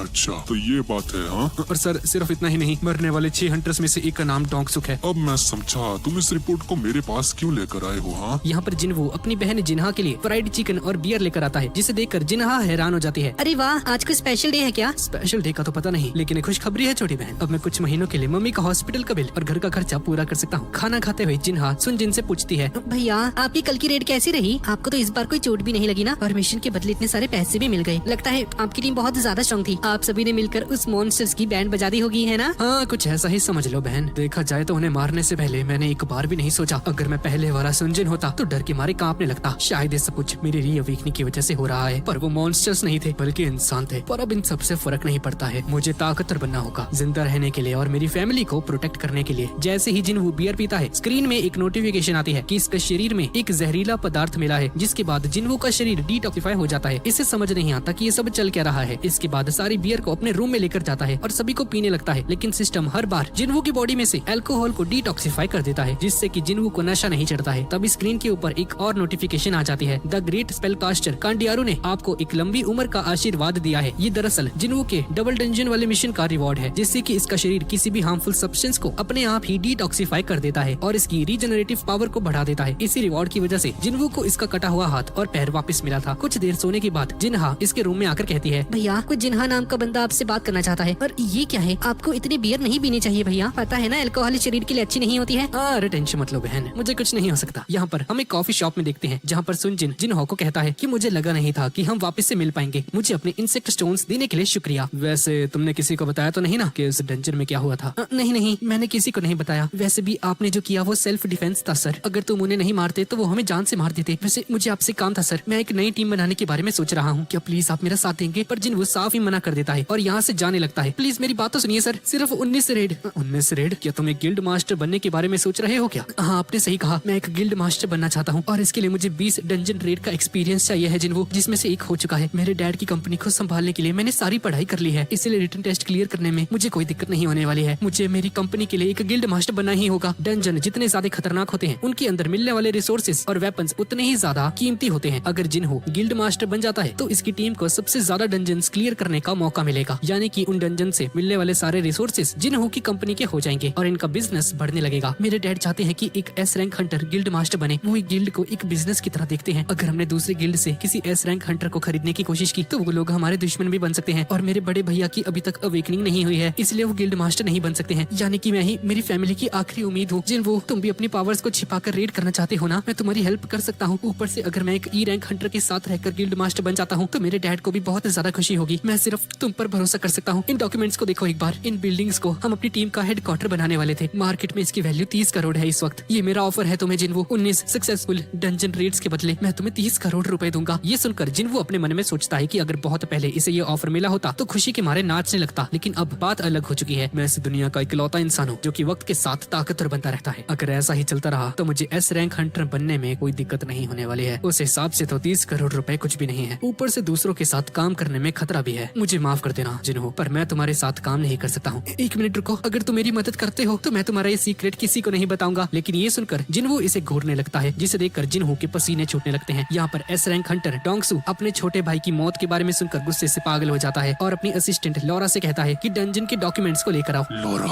अगर मैं दूसरी कंट्री में जाकर किसी को जान से मार दूं तो क्या होगा? सर अगर उस कंट्री में हंटर्स को लेकर स्पेशल लॉ तैयार किए गए होंगे तो आपको जेल हो सकती है, वरना आपकी कोर्ट में सुनवाई भी हो सकती है। पर अगर ऐसा होता है तो आप कुछ न कुछ कर अपनी सजा को माफ करवा सकते हैं। ठीक है, मेरे जाने की तैयारी करो। पर सर इससे आपका बिजनेस खराब हो जाएगा। कुछ महीनों के लिए आपका स्केड्यूल फिक्स है सर। अगर ऐसा है तो मैं कुछ और महीने रुक जाता हूँ। डी रैंक हंटर जिन्हो और ई रैंक हंटर संग जिन्हो। हाँ तुम अब नहीं बचने वाले। यहाँ पर अगले दिन हम पार्क में देखते हैं जहाँ पर जिन्वू और जिन्हा एक्सरसाइज कर रहे होते हैं और भागते हुए जिन्वू जिन्हा से पूछता है, जिन्हा अगर हमारे पास 30 करोड़ रुपए आ गए तो तुम उसका क्या करोगे? हाँ अगर ऐसा हुआ तो मैं सबसे पहले उन पैसों से मम्मी के हॉस्पिटल का बिल भरूंगी और उसके बाद अपनी कॉलेज फीस को। डेली क्वेस्ट को कंप्लीट करने के बाद जैसे ही जिन्वू रिवॉर्ड लेने वाला होता है तो उसे देखता है कि रनिंग के गोल्स अचीव होने के बाद भी एक एक्स्ट्रा किलोमीटर ऐड हो चुका है और पुशअप्स मारकर इस चीज को कंफर्म करता है। जिन्वू देखना चाहता था कि अकाउंट्स कितने तक बढ़ सकते हैं, इसलिए वापस भागने लगता है। कुछ देर बाद इसे पता चलता है कि सिस्टम गोल के डबल होने की बात रुक जाता है और इस बार जब जिन्वू रिवॉर्ड लेता है तो इसे लूट बॉक्स में 2 ऑप्शंस मिलते हैं, फ्लैश्ड रैंडम लूट बॉक्स और कर्स्ड रैंडम लूट बॉक्स। और कर्स्ड वाले को सिलेक्ट करने के बाद इसे एक अजीब सी चाबी मिलती है जिससे कि ये डीमन कासल नाम के एक एस रैंक के डंजन के अंदर जा सकता है। डीमन कासल में इसे कुछ इंग्रेडिएंट्स मिलते हैं जिससे कि ये एलिक्सर ऑफ लाइफ को बना सकता है, एक ऐसा पोशन जिसे पीने से कोई भी बीमारी ठीक हो सकती है। ये पढ़कर जिन्वू मुस्कुराने लगता है क्योंकि इसका यूज करके ये अपनी मॉम की बीमारी को ठीक कर सकता है। यानी कि जिन्वू के पास अब बस एक ही चारा बचा है, एलिक्सर ऑफ लाइफ को हासिल करना। डंजन में एंटर करने के बाद जिन्वू की स्ट्रेटेजी साफ थी। अगर इसे लगा कि ये उस मॉन्स्टर को नहीं हरा सकता तो टेलीपोर्टेशन स्टोन का यूज करके इस डंजन से बाहर निकल जाएगा और कोई रिस्क नहीं लेगा। और तभी इसका सामना हेल्स गेट के गेट कीपर सर्बिरस से हो जाता है। जिन्वू डैश एबिलिटी का यूज करता है और इस मॉन्स्टर पर लगातार हमले करता है, पर इससे इस मॉन्स्टर को कोई भी डैमेज नहीं होता है। इसके बाद जिन्वू मर्डरस इंटेंट का यूज करता है और इसकी एबिलिटी को 50% तक गिराने की कोशिश करता है, पर ये प्लान भी फेल हो जाता है। इसके बाद जिन्वू कसाना ब्लेड का यूज करके इस मॉन्स्टर के मुंह पर हमला करता है, पर इसकी पैरालिसिस और ड्रेन एबिलिटी भी काम नहीं करती है। मॉन्स्टर अपने दांतों से इसके एक हाथ को उखाड़ देता है और अपने पंजों से जिन्वू पर हमला कर देता है, जिससे कि इसकी हेल्थ ऑलमोस्ट आधी रह जाती है। जिन्वू जैसे भी करके इसके हमलों से बचकर भागने लगता है, लेकिन तब ये मॉन्स्टर अपनी रेज एबिलिटी को बढ़ा देता है, जिससे कि इसकी पावर 3 मिनट के लिए 100% से भी ज्यादा बढ़ जाती है। और इससे पहले कि जिन्वू कुछ रिएक्ट कर पाता, मॉन्स्टर अपने पंजों से हमला करके इसे दूर फेंक देता है, जिससे कि इसकी हेल्थ और भी कम हो जाती है। मौत को नजदीक आते हुए देखकर जिन्वू फुल रिकवरी का यूज करता है और कूदकर इस मॉन्स्टर की आंखों को फोड़ देता है, पर रेज एबिलिटी की वजह से इस मॉन्स्टर पर कोई भी असर नहीं होता है। ये गुस्से से भरा हुआ मॉन्स्टर जिन्वू को मार मार कर इसकी हेल्थ को 20% से भी नीचे लेकर आ जाता है। अगर मैं किसी तरह तक 30 मिनट तक सरवाइव कर गया तो शायद इसे हरा सकता हूँ। नहीं नहीं नहीं नहीं नहीं, नहीं ये नामुमकिन है। मुझे टेलीपोर्टेशन स्टोन का यूज कर लेना चाहिए। पर तभी मॉन्स्टर इस पर हमला कर देता है, जिसकी वजह से इसके हाथों से वो स्टोन गिर जाता है। शिट, मुझे क्या करना चाहिए? अगर इसने मुझे 2 बार और मारा तो मैं मारा जाऊंगा। कोई तो रास्ता होगा इसे हराने का। अरे हाँ, स्टोर, मैं इसके बारे में कैसे भूल सकता हूँ। हीलिंग पोर्शन 300 का एक है। हाँ, एक काम करता हूँ, 3 खरीद लेता हूँ। नहीं, इतने से काम नहीं चलने वाला। कज़ाका का जहर, लगता है मेरे पास कोई और चारा नहीं है, इसे भी ट्राई कर लेता हूँ। जहर पीते ही जिन्वू की स्ट्रेंथ 20% बढ़ जाती है, पर इसकी मसल पर कोई भी असर नहीं होता है, क्योंकि डबल डंजन के रिवॉर्ड की वजह से इसकी बॉडी जहर को डिटॉक्सिफाई कर देती है। बॉटल गिरने की आवाज से मॉन्स्टर को इसकी लोकेशन का पता चल जाता है और कूदकर जिन्वू पर हमला कर देता है, लेकिन कज़ाका के जहर की वजह से जिन्वू की स्किन हार्ड हो चुकी थी, इसलिए ज्यादा चोट नहीं लगती है। 3 मिनट पूरे होने की वजह से इस मॉन्स्टर की रेज एबिलिटी खत्म हो जाती है और इसकी आंखों पर जिन्वू ने जो हमला किया था उसका असर दिखने लगता है। इसका फायदा उठाता है और जिन्वू लगातार इस पर हमले करता है, पर मॉन्स्टर जिन्वू को पकड़ लेता है और दांतों से इसे चबाने लगता है, पर जिन्वू हार नहीं मानता और लगातार इसकी दोनों आंखों पर हमला करता है और फाइनली एक फिनिशिंग ब्लो देकर इसकी आंखें फोड़ देता है, जिससे कि ये मॉन्स्टर मर जाता है। स्क्रीन पर नोटिफिकेशन आती है कि आपने हेल्स गेट कीपर सर्बुरस को हरा दिया है and you have been levelled up. Items acquired, demon castle's door key, Cerberus fangs and gatekeeper's collar, जिससे कि जिन्वू की एजिलिटी और परसेप्शन दोनों 20% बढ़ जाती हैं और इसके अलावा इसे एलिक्सर ऑफ लाइफ बनाने का फॉर्मूला भी मिल जाता है, पर इस पोर्शन को बनाने के लिए इसे 3 और आइटम्स चाहिए रहेंगी, जो कि सिर्फ डीमन कैसल में ही मिल सकती हैं। अगर मैं अभी उस डीमन कासल में गया तो पक्का मारा जाऊंगा, पर मैं वापस जरूर आऊंगा और ये मेरा वादा है। सीन शिफ्ट होता है हॉस्पिटल में, जहाँ पर जिन्वू अपनी मॉम से मिलने आता है और मन में कहता है, एक ऐसा आइटम हाँ जो कि किसी भी बीमारी को ठीक कर सकता है, शायद मैं इससे अपनी माँ की बीमारी को ठीक कर सकता हूँ। एलिक्सर ऑफ लाइफ को बनाने के लिए 3 चीजें चाहिए रहेंगी, मुझे पता है वो कहाँ मिलेंगे, पर इसके बावजूद मैं कुछ नहीं कर सकता। अभी उस डंजन में जाना यानी कि अपनी मौत को अपने ही हाथों से लिख देना। मुझे और ज्यादा ताकतवर बनना होगा, मुझे अपने लेवल को और भी ज्यादा बढ़ाना होगा। यहाँ पर हम वापस से कॉफी शॉप में देखते हैं, जहाँ पर सुंगजिन जिन्वू को कहता है, ठीक है दोस्त, मैं तुम्हारे साथ 19 डंजन रेड्स में जाने के लिए तैयार हूँ। ये सुनकर जिन्वू खुशी के मारे नाचने लगता है। हाँ, लेकिन मेरी एक शर्त है, डंजन के अंदर सिर्फ हम दोनों जाएंगे। पर सी रैंक डंजन में जाने के लिए एटलीस्ट 8 लोग चाहिए यार। तो क्या हुआ, हम डोंगसुक की तरह न्यू मेंबर्स को हायर करेंगे। पर बॉस, इसमें तो खतरा है। तुम इसे ऐसे समझो, अगर सिर्फ हम दोनों अंदर जाएंगे तो बिना किसी दुर्घटना के आराम से 19 रेड्स को क्लियर कर सकते हैं। सोचो तुम्हारे पापा कितने खुश होंगे जब उन्हें पता चलेगा कि तुमने एक ऐसी टीम बनाई है जो कि बिना अपनी जान गवाए 19 डंजन रेड्स को क्लियर करने के काबिल है।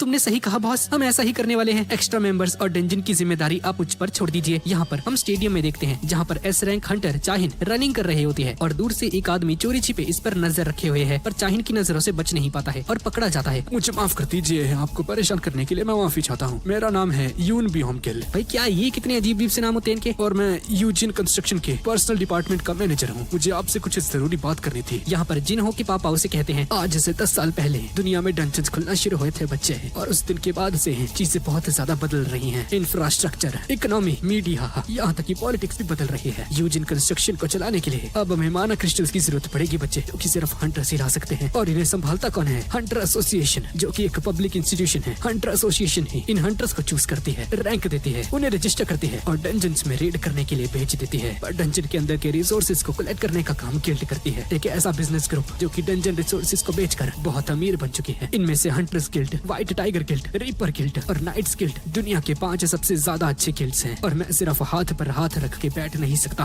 हमने इस देश के लिए बहुत कुछ किया है। डंजन के रिसोर्सेज को संभालने की जिम्मेदारी हमारी ही होनी चाहिए, इसलिए मैं भी एक गिल्ड तैयार करना चाहता हूँ। अगर पापा की कही हुई बात सच भी है तब भी मेरे भाई की बिजनेस पार्टनर के लिए एक एस रैंक हंटर को चूज करना खतरे से खाली नहीं होगा। पर अगर मैं गिल्ड मास्टर बन जाता हूँ तो सारी प्रॉब्लम सॉल्व हो जाएगी। मुझे ये करना ही होगा। यहाँ पर पार्क में हम जिन्वू को देखते हैं जो कि अपनी डेली क्वेस्ट को कंप्लीट करता है, लेकिन पिछली बार की तरह इसकी एक्स्ट्रा एक्सरसाइज सिस्टम में काउंट नहीं की जाती है। यानी कि सीक्रेट क्वेस्ट में मिलने वाला कर्स्ड रैंडम लूट बॉक्स इसके हाथ से अब जा चुका है। इसके बाद जिन्वू रैंडम लूट क्वेस्ट को ओपन करता है इस उम्मीद में कि इसे डीमन कासल की जैसी कोई कीमती चीज मिलने वाली है, पर इसे मिलता है बिंगो वाला गेम, जिसे देखकर बहुत ज्यादा निराश हो जाता है। घर जाते हुए सुनजिन अपने मन में कहता है मैं अब लेवल 26 पर पहुंच चुका हूँ। डेली क्वेस्ट के इन छोटे मोटे रिवॉर्ड से अब काम नहीं चलने वाला। ताकतवर बनने के लिए मुझे सी रैंक के डंजन्स में जाना ही होगा, पर जिन्हो की मदद के बिना मैं ऐसा नहीं कर सकता। अरे हाँ, पेनाल्टी जोन, अगर मैं उस सेंटीपीड से लड़ जाता हूँ तो? अरे नहीं यार, अब उससे बचना तो आसान है, पर शायद उसे हराना नामुमकिन है, और उसे हराने के बाद भी कोई गारंटी नहीं है कि मुझे कुछ अवार्ड वगैरह मिलेगा। और मैं करूँ तो क्या करूँ यार। तभी सुनजिन को एक डी रैंक डंजन में पार्टिसिपेट करने का एक नोटिस मिलता है जो कि हंटर एसोसिएशन के द्वारा दिया गया था। हंटर एसोसिएशन एक अर्जेंट टीम तैयार कर रही है। अच्छा, इसका मतलब है कि अब मैं अकेले नहीं लड़ पाऊंगा। मना कर दो क्या? एक काम करता हूँ, चला ही जाता हूँ। वैसे भी कुछ नहीं से तो ये बेहतर ही है। यहाँ पर हम किंडोज स्पोर्ट्स एकेडमी में देखते हैं जहाँ पर मिस्टर सॉन्ग ट्रेनिंग के बाद अपने एक स्टूडेंट से बात करते हैं और वो स्टूडेंट सॉन्ग से कहता है मास्टर,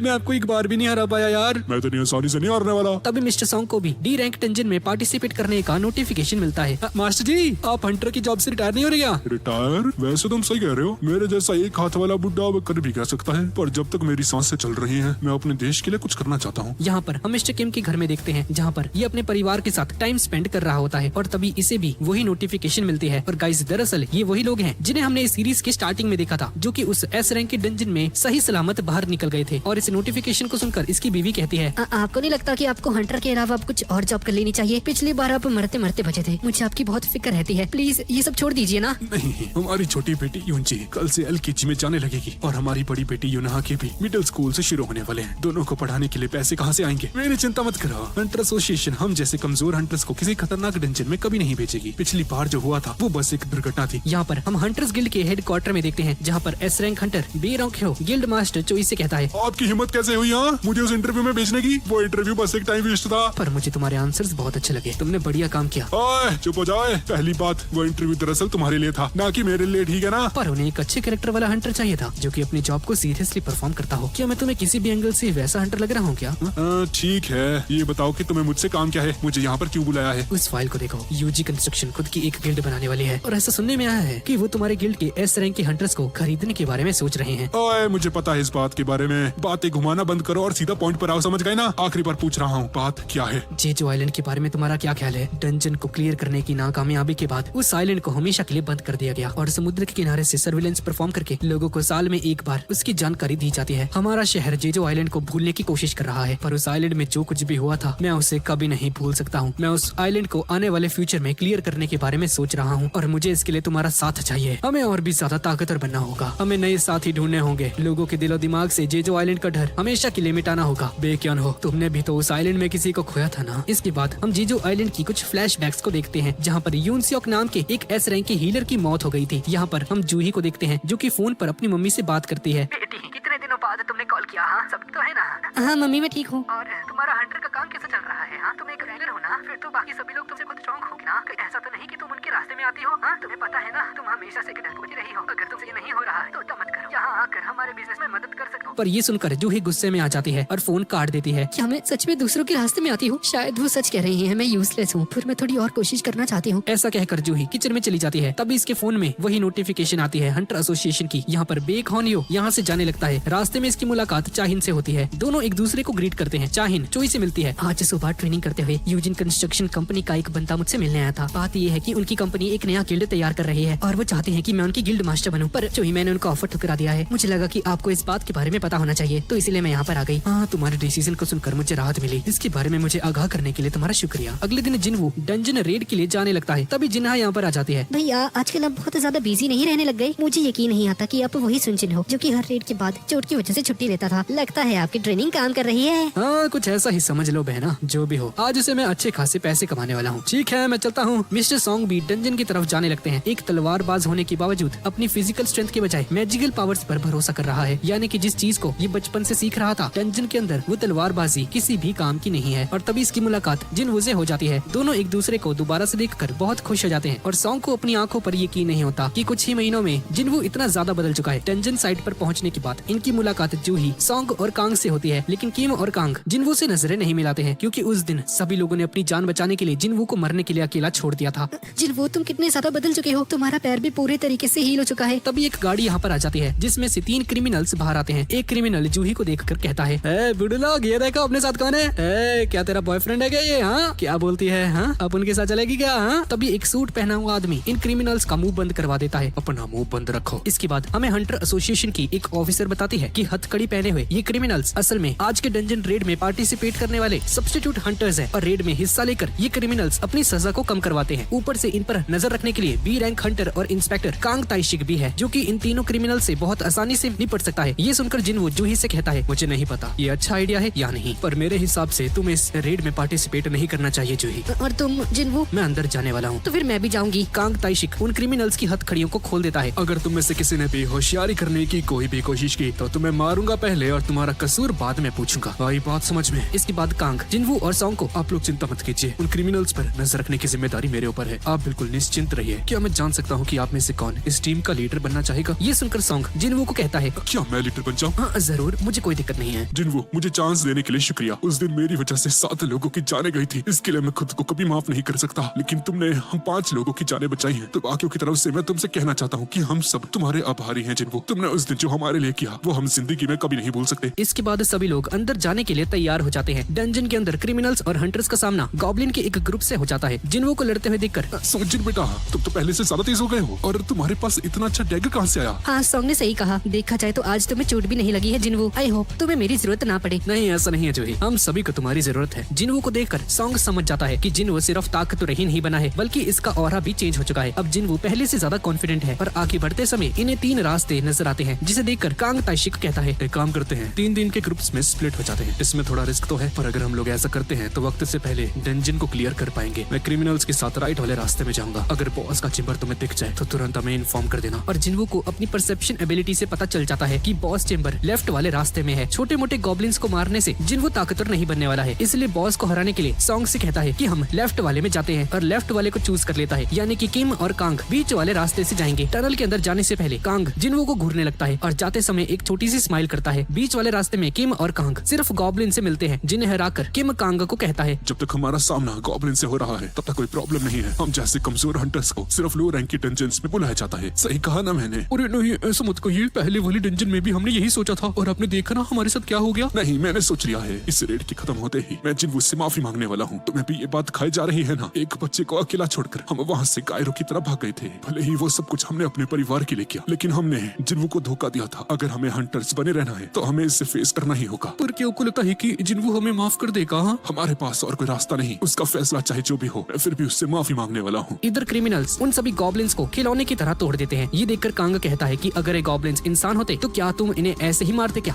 हमें इन चीजों से फर्क नहीं पड़ता, हमारी नजरों में ये सभी खिलौने हैं, चाहे इंसान हो चाहे गॉब्लिन। तभी हम एक फ्लैशबैक को देखते हैं जहाँ पर एक आदमी कांग ताइशिक को कहता है कि 3 आदमियों ने मिलकर मेरी बेटी का रेप किया था, जिसके बाद उसने अपनी जान ले ली। इस दुर्घटना से इसकी वाइफ को एक गहरा सदमा लगा, जिसकी वजह से उसे हॉस्पिटल में एडमिट होना पड़ा। लेकिन वो तीनों कमीने कुछ सालों में ही जेल से आजाद हो जाएंगे, मानो जैसे कुछ हुआ ही ना हो। ऊपर से वो लोग हंटर्स हैं, जो कि डंजन रेड्स में पार्टिसिपेट कर अपनी सजा को कम करवा सकते हैं। ये कैसा इंसाफ है? उन कमीनों को जिंदा रहने का कोई हक नहीं है। ये लो 3 बिलियन रुपए, सारे पैसे रख लो। बदले में मैं चाहता हूँ कि तुम इन तीनों को जान से मार दो। तुम तो जानते ही हो कि डंजन में जो कुछ भी होता है वो डंजन से बाहर नहीं जाता है। प्लीज मेरा ये काम कर दो, मैं तुमसे भीख मांगता हूँ। इसके बाद हम वापस से प्रेजेंट में आ जाते हैं और कांग इन सभी से कहता है कि यहाँ से बाहर निकलने के बाद मैं इंस्पेक्टर को कहने वाला हूँ कि तुम तीनों का सामना 100 गॉब्लिन्स के एक बड़े से झुंड के साथ हो गया था, जिसमें तुम्हारी मौत हो गई। यहाँ पर किम और कांग डंजन की भूल भुलैया में फंस जाते हैं और फाइनली जब इन्हें बाहर निकलने का रास्ता नजर आता है तो देखते हैं कि कांग ताइशिक उन क्रिमिनल्स को जान से मार रहा है। टेंशन मत ले, इतनी जल्दी नहीं मारूंगा तुझे, तुम तीनों को तो मैं तड़पा तड़पा कर मारूंगा। अरे ये क्या, तुम दोनों यहाँ पर क्या कर रहे हो? लगता है ये दोनों रास्ते एक दूसरे से कनेक्टेड थे, जिसका मतलब है बॉस वाला चेम्बर लेफ्ट वाले टनल में है। लगता है मुझे मेरे प्लान में कुछ चेंजेस करने पड़ेंगे। ऐसा बोलकर किम और कांग की तरफ आगे बढ़ने लगता है। यहाँ पर जिनवू अपने मन में कहता है कि वो कांग ताइशिक अपने सीनियर इंस्पेक्टर के साथ मुझसे हॉस्पिटल में मिलने आया था जब इसे पहले चोट लग गई थी। आई होप उसने मुझे पहचाना ना हो। और तभी इन्हें किसी के चिल्लाने की आवाज सुनाई देती है। जैसे ही लोग आवाज की तरफ आगे बढ़ते हैं तो इन्हें मिस्टर कांग और तीनों क्रिमिनल्स मरे हुए मिलते हैं। तीनों की लाश नीचे जमीन पर लेटी हुई थी और थोड़ी ही दूरी पर मिस्टर कांग अधमरी हालत में बैठे हुए थे। ये देखकर जिनवू कहता है, जूही जल्दी से मिस्टर किम को ठीक करो, जल्दी। जूही मिस्टर किम को ठीक करने की कोशिश करती है पर इनकी हालत बहुत ज्यादा बुरी हो चुकी है। सॉन्ग समझ जाता है कि ये काम किसी मैजिकल बीस्ट का नहीं है बल्कि एक इंसान का है और जिसने भी ये किया है उसका मकसद मिस्टर किम को तड़पा कर मारना था। किम जूही को कहते हैं, इन सब का कोई फायदा नहीं है, मुझे पता है मैं मरने वाला हूँ। ये आप क्या कह रहे हैं? आपको जिंदा रहना होगा, वापिस से मरने की बात मत करना। आप अगर आप नहीं होंगे तो मैं ब्लेम किसको करूंगा? मुझे माफ कर देना जिनवो, मुझे नहीं पता था कि मेरे साथ ऐसा कुछ हो जाएगा। मैं तुमसे माफी मांगना चाहता था। मैंने जो कुछ भी किया उसके लिए दिल से सॉरी। इसी के साथ मिस्टर किम भी अपना दम तोड़ देते हैं। दूर से कांग इन सभी पर नजर रख रहा था और मौका मिलते ही इन पर भी हमला करने की कोशिश करता है पर जिनवू इसे रोक लेता है। कहना पड़ेगा तेरे रिफ्लेक्सेस बहुत ज्यादा ही तेज हैं। मैं चाहता था कि तुम्हारी हीलर को पहले उड़ा दूं, पर तूने तो इसकी किस्मत ही बदल दी। जिनवू, ओए कांग ताइशिक, तू तो हंटर एसोसिएशन का ऑफिसर है ना, तो फिर तूने ये सब कुछ क्यों किया? मुझे एक नई थ्योरी मिल गई। पहले तो मैं कहने वाला था कि 100 गॉब्लिन से इन तीनों क्रिमिनल्स को मारा है, लेकिन अब मैं कहूंगा कि इन तीनों क्रिमिनल्स का भागने का प्लान था, इसलिए इन तीनों ने तुम सभी को मार डाला। और जब मैं डंजन बॉस के साथ लड़ रहा था तब ये तीनों मुझ पर पीछे से हमला करने में फेल हो गए, जिसके बाद मैंने सेल्फ डिफेंस में इन सभी को मार डाला। क्या कहते हो? है ना एकदम परफेक्ट। जिनवू इसके साथ लड़ने के लिए आगे बढ़ता है पर सॉन्ग इसे रोक लेते हैं। नहीं रहने दो, तुम इसे नहीं हरा पाओगे। एक काम करता हूँ, मैं जाता हूँ। सॉन्ग जूही के मैजिकल स्पेल से अपनी फिजिकल स्ट्रेंथ को बढ़ा लेते हैं। कांग ताइशिक एक असैसिन टाइप का हंटर है जिनका डिफेंस बहुत वीक होता है और मिस्टर सॉन्ग इसी चीज का फायदा उठाना चाहते थे। अरे बुड्ढे, तेरे पास मैजिकल पावर्स हैं, ना कि फिजिकल स्ट्रेंथ। तलवार पकड़कर तो मेरा क्या ही बिगाड़ पाएगा? हाँ, कांग ताइशिक इन पर हमला कर देता है पर सॉन्ग इनके हमले को रोक देते हैं और काउंटर अटैक परफॉर्म करके इसे मारने की कोशिश करते हैं। सॉन्ग हमला करने में तेज तो है पर इतने ज्यादा नहीं। जूही सॉन्ग की चोट को हील कर देती है। ये बेवकूफ हीलर मेरे रास्ते में आ रही है, पहले इसे ही मारता हूँ। पर सॉन्ग पीछे से इस पर हमला करने की कोशिश करते हैं। अपने दुश्मनों को कभी भी पीठ नहीं दिखानी चाहिए। तो मुझे बहुत हल्के में ले रहा है। मैंने बहुत सारे एस रैंक के हंटर्स को ट्रेन किया है। तलवारबाजी में तो मुझे कभी नहीं हरा सकता। हाँ, तू शायद सही कह रहा है, पर फिजिकल पावर्स की एक लिमिट होती है, तो एक असैसिन जितना तेज नहीं हो सकता है। सॉन्ग बुरी तरह से घायल हो जाते हैं और जूही दोबारा से इन्हें हील करने की कोशिश करती है पर इसकी सारी पावर्स खत्म हो चुकी हैं। अब तो तेरी हीलर भी किसी काम की नहीं। Game over. पर तभी सॉन्ग अपनी मैजिकल पावर्स का यूज करते हैं और इसे जलाने की कोशिश करते हैं पर बुरी तरह से फेल हो जाते हैं। जैसे ही कांग इन पर हमला करने ही वाला होता है जिनवू बीच में आकर इनकी जान बचा लेता है। साले, तो फिर बीच में आ गया। तू आखिरकार है कौन? हाँ, मैं हूँ सुंग जिनवू, एक ई रैंक का हंटर। ई रैंक का हंटर? क्या मैं तुझे बेवकूफ लगता हूँ? हाँ, तुमने एक बार मेरे अटैक को रोक दिया, लेकिन 2-2 बार मेरे अटैक को रोकना ये इम्पॉसिबल है। सच बताओ, तुम अपनी स्किल्स को छिपा रहे थे ना? देखकर तो लगता है कि लोग तुम्हें अच्छे से जानते हैं, यानी कि तू पहले रैंक का तो नहीं है, क्योंकि वो किसी भी विटनेस को जिंदा नहीं छोड़ते हैं। यानी कि सिर्फ एक ही चीज हो सकती है, सेकंड अवेकनिंग। ये सुनकर सॉन्ग और जूही हैरान हो जाते हैं। फिर तो ये डबल डंजन की बात हुआ है क्या? Double dungeon? एक सेकंड, क्या ये वही कमजोर ई रैंक का हंटर है? लेकिन इसका दिखने का और चलने का ढंग पूरे तरीके से बदल चुका है। ऊपर से माना रीडिंग में इसकी रेटिंग तो 10 दिखा रहे थे, यानी कि इसकी सेकंड अवेकनिंग उसके बाद हुई है। इसने डबल डंजन को सरवाइव कैसे किया? खैर कुछ भी हो, मैं देख कर ही बता सकता हूँ कि तुझे हंटिंग का ज्यादा एक्सपीरियंस नहीं है। चल तुझे आज दिखाता हूँ एक शिकारी शिकार कैसे करता है। तुमने ये सब क्यों किया? अच्छा, तो तुम्हारा मतलब इन क्रिमिनल्स को मारना? हाँ, इन कमीनों ने एक लड़की का रेप किया था और उस लड़की के पापा ने इन्हें जान से मारने के लिए मुझे बहुत सारे पैसे दिए थे। इसे इंसाफ दिलाना कहते हैं। मैं मिस्टर किम और कांग की बात कर रहा था। तुमने उन दोनों को क्यों मारा? क्या ये उनका मुंह बंद करने के लिए था? तो तू ये चीज उन्हें बिना तड़पाए भी कर सकता था। मुझे नहीं लगता ये सब कुछ लड़की के पापा के कहने पर था। तुम्हारा इरादा कुछ और है। ये सुनकर कांग एक इविल स्माइल करता है। तभी हम एक फ्लैशबैक को देखते हैं जहाँ पर कांग उस आदमी से कहता है कि मैं तुम्हारे काम काम को करने के लिए तैयार हूँ, लेकिन तुम्हें एक गलत फहमी हुई है। मैं वो बी रैंक हंटर हूँ जिससे बड़े बड़े गिल्ड्स को ज्वाइन करने के ऑफर आते हैं, लेकिन फिर भी मैं एक चिंदे से हंटर एसोसिएशन की नौकरी कर रहा हूँ, क्योंकि मुझे मॉन्स्टर से ज्यादा इंसानों को मारने में मजा आता है। इसके बाद ये दोनों लड़ाई करना शुरू कर देते हैं। जिन्वो की स्पीड को देखकर सॉन्ग हैरान हो जाते हैं और कहते हैं, लाजवाब, पहले वाला सुनजिन तो ऐसा बिल्कुल नहीं कर सकता था। जिन्वो की स्पीड और स्किल्स कांग ताइशिक जैसी थी, लेकिन एक्सपीरियंस के मामले में जिन्वो मार खा जाता है। पर कांग ताइशिक के मर्डरस इंटेंट ने सिस्टम को जगा दिया था। कांग ताइशिक, तुमने गलती कर दी है, लेकिन अच्छा ही हुआ। अब तुम्हें जान से मारने के लिए मुझे एक और कारण मिल गया है। इसे क्या हो गया? इस लड़ाई का एडवांटेज तो मेरे पास होना चाहिए। जिन्वो डैश एबिलिटी का यूज करके इसके मुंह पर हमला करता है, जिसकी वजह से इसकी बॉडी में जहर फैलने लगता है। लेकिन तभी अचानक से कांग गायब हो जाता है। ये है मेरी स्टेल्थ एबिलिटी, जिससे कि मैं अपने शरीर, आवाज और यहाँ तक की खुशबू को भी गायब कर सकता हूँ। कोई नहीं जानता कि मेरे पास ऐसी स्किल्स भी हैं। मैं एक मॉन्स्टर हूँ, क्योंकि दूसरों को बचाने के लिए कोई जिंदा ही नहीं बचा। और तुम दोनों चुपचाप वहाँ पर खड़े रहो, क्योंकि अगला नंबर तुम्हारा ही है। अब बता जिन्वो, टूटे हुए पैर के साथ मेरे अगले हमले को कैसे रोकेगा? तुम्हारी बकवास खत्म हो गई क्या? Full recovery. और एक ही सेकंड में जिन्वो अपने पैर को हील कर देता है। ये क्या? इसने अपने पैर को हील कैसे कर लिया? मैंने आज तक एक भी कॉम्पैक्ट हंटर के बारे में नहीं सुना है जो कि मैजिक भी जानता हो। इसने और क्या क्या छिपा कर रखा है? ये इंसान तो खतरनाक है। जिन्वो के चेहरे को देखकर कांग समझ जाता है कि जिन्वो ने भी बहुत सारे इंसानों को जान से मारा है, लेकिन डंजन एक ऐसी जगह है जहाँ कानून वगैरह काम नहीं करते हैं। जो सबसे ज्यादा ताकतवर होता है, सिर्फ वो ही जिंदा बच पाता है। स्टेल्थ एबिलिटी के बाद भी जिन्वो इसके सारे हमलों को आराम से रोक लेता है और जवाब में अपने मर्डरस इंटेंट को एक्टिवेट करके कांग ताइशी को अपने डोमेन में ले लेता है, यानी कि इसका गेम ओवर। मरने से पहले कांग जिन्वो से कहता है, कुदरत के कानून के हिसाब से मैं कमजोर हूँ, इसलिए अब मैं मारा जाऊंगा। पर तू चीज क्या है? तेरे पास physical strength, speed, healing, poison ability सब कुछ है। मैंने तेरे जैसा इंसान पहले कभी नहीं देखा। हाँ, इस जवाब की तो मुझे भी तलाश है। ऐसा समझ लो कि मैं वो हंटर हूँ जो कि वक्त के साथ और भी ज्यादा ताकतवर बनता रहता है। मेरे मरने के बाद तेरा ये ई रैंक का नाटक खत्म हो जाएगा। अगर तू जो भूल रहा है वो सच है, तो तेरा सामना बहुत खतरनाक चीजों से होने वाला है। मेरी बात याद रखना, अगर तुम किसी शैतान को घुरोगे तो वो भी तुम्हें वापस जरूर घुरेगा। और इसी के साथ जिन्वो का अर्जेंट क्वेस्ट कंप्लीट हो जाता है, जिसके बाद इसे मिलते हैं 5 एबिलिटी के पॉइंट्स और एक स्टेल्थ स्टोन भी मिलता है। कांग ताइशी को हराने के बाद सॉन्ग जिन्वो से कहता है कि हमारी जान बचाने के लिए तुम्हारा शुक्रिया जिन्वो। हाँ, कोई बात नहीं, अब प्लीज आप दोनों डंजन से बाहर चले जाइए, बाकी सब कुछ मैं संभाल लूंगा। डंजन रेड कंप्लीट होने के बाद जिनचुल को कांग ताइशी की असलियत के बारे में पता चल जाता है और डंजन सर्वाइवर्स से मिलने आता है, जहाँ इसकी मुलाकात जिन्वो से होती है। एक सेकंड, क्या तुम वही ई रैंक के हंटर जिन्वो हो? मुझे यकीन नहीं होता कि तुम कुछ ही महीनों में इतने ज्यादा बदल चुके हो। खैर ये सब छोड़ो, सीधा पॉइंट पर आते हैं। तुम में से कौन है जिसने कांग को हराया? ये सुनकर जिन्वो को लगने लगता है कि अब इसके पास सच्चाई बताने के अलावा और कोई भी रास्ता नहीं बचा है। पर तभी सॉन्ग कहते हैं, मैं ही हूँ जिसने उसे चांद से मारा। पर आप तो एक सी रैंक के हंटर हैं सर, आपने एक बी रैंक के हंटर को कैसे हराया? हाँ, दरअसल जूही ने मेरी इसमें मदद की थी। ये एक हीलर है। ये सुनकर जिनचुल अपने मन में कहता है, कांग ताइशिक बी रैंक हंटर्स में भी सबसे ज्यादा ताकतवर था। एक सी रैंक हंटर का उसे हराना सवाल ही नहीं उठता है। ये लोग मुझसे कुछ छिपा रहे हैं। ठीक है, मैं आपकी बात समझ गया, शुक्रिया। मुझे इस घटना पर एक रिपोर्ट लिखनी है, तो आपको मेरे साथ चलना होगा। जिन्वो अपनी परसेप्शन एबिलिटी से समझ जाता है कि जिनचुल एक ए रैंक का हंटर है और अभी इससे पंगे लेना यानी कि मौत को गले लगाना। जाने से पहले सॉन्ग जिन्वो से कहते हैं, मुझे यकीन है कि तुम्हारे पास कोई अच्छा कारण होगा अपनी इस ताकत को छिपाने का जिन्वो। तुम्हें बताने की जरूरत नहीं है। हमारी जान बचाने के बदले ये छोटी सी एक हेल्प है। 3 घंटे बाद जिस आदमी ने कांग ताइशी को पैसे दिए थे, अपने आप को पुलिस के हवाले कर देता है, जिससे कि ये बात साबित हो जाती है कि इन्होंने जो कुछ भी किया वो सेल्फ डिफेंस था। अब डंजन मिशन को खत्म करने के बाद जिन्हा और जिन्वो घर जाने लगते हैं। तुम तो पूरा तुमसे हुई और हर बार मैं ही तुम्हारी चोट को हील करती थी, शुरू थी, लेकिन तुमने कभी हार नहीं मानी। जीने की चाहत और जुनून ने ही तुम्हें आज इतना ज्यादा स्ट्रॉन्ग बना दिया है। ये लो जिन्वो, तुम इसे वापस रख सकते हो। मैं हंटर की जॉब से रिटायरमेंट ले रही हूँ। मैंने डिसाइड कर लिया है कि मैं वापस से अपने मम्मी पापा के साथ रहना चाहती हूँ। होपफुली हम लोग दोबारा से जरूर मिलेंगे। ठीक है जूही, जब ये दोबारा होगा तो हम लोग साथ में कहीं पर दोबारा से घूमने चलेंगे। इसके बाद जिन्हा यहाँ से चली जाती है और जिन्हो हंटर एसोसिएशन के चेयरमैन की बातों को याद करने लगता है। डंजन मिशन के ओवर होने के बाद जिनचुल सुनजिन को कहता है, मुझे यकीन नहीं होता कि तुम जैसा एक ई रैंक का हंटर कांग ताइशिक को हरा सकता है। तुम्हें एक एडवाइस देता हूँ बच्चे, अगर जिंदा रहना चाहते हो तो थोड़ा संभल कर रहो। डोंगसू की मौत वाले इंसिडेंट के बाद उसके छोटे भाई की नजर जिन्हो और तुम पर है, क्योंकि उसे डंजन से सिर्फ तुम दोनों ही जिंदा बचकर आए थे। डोंगसू,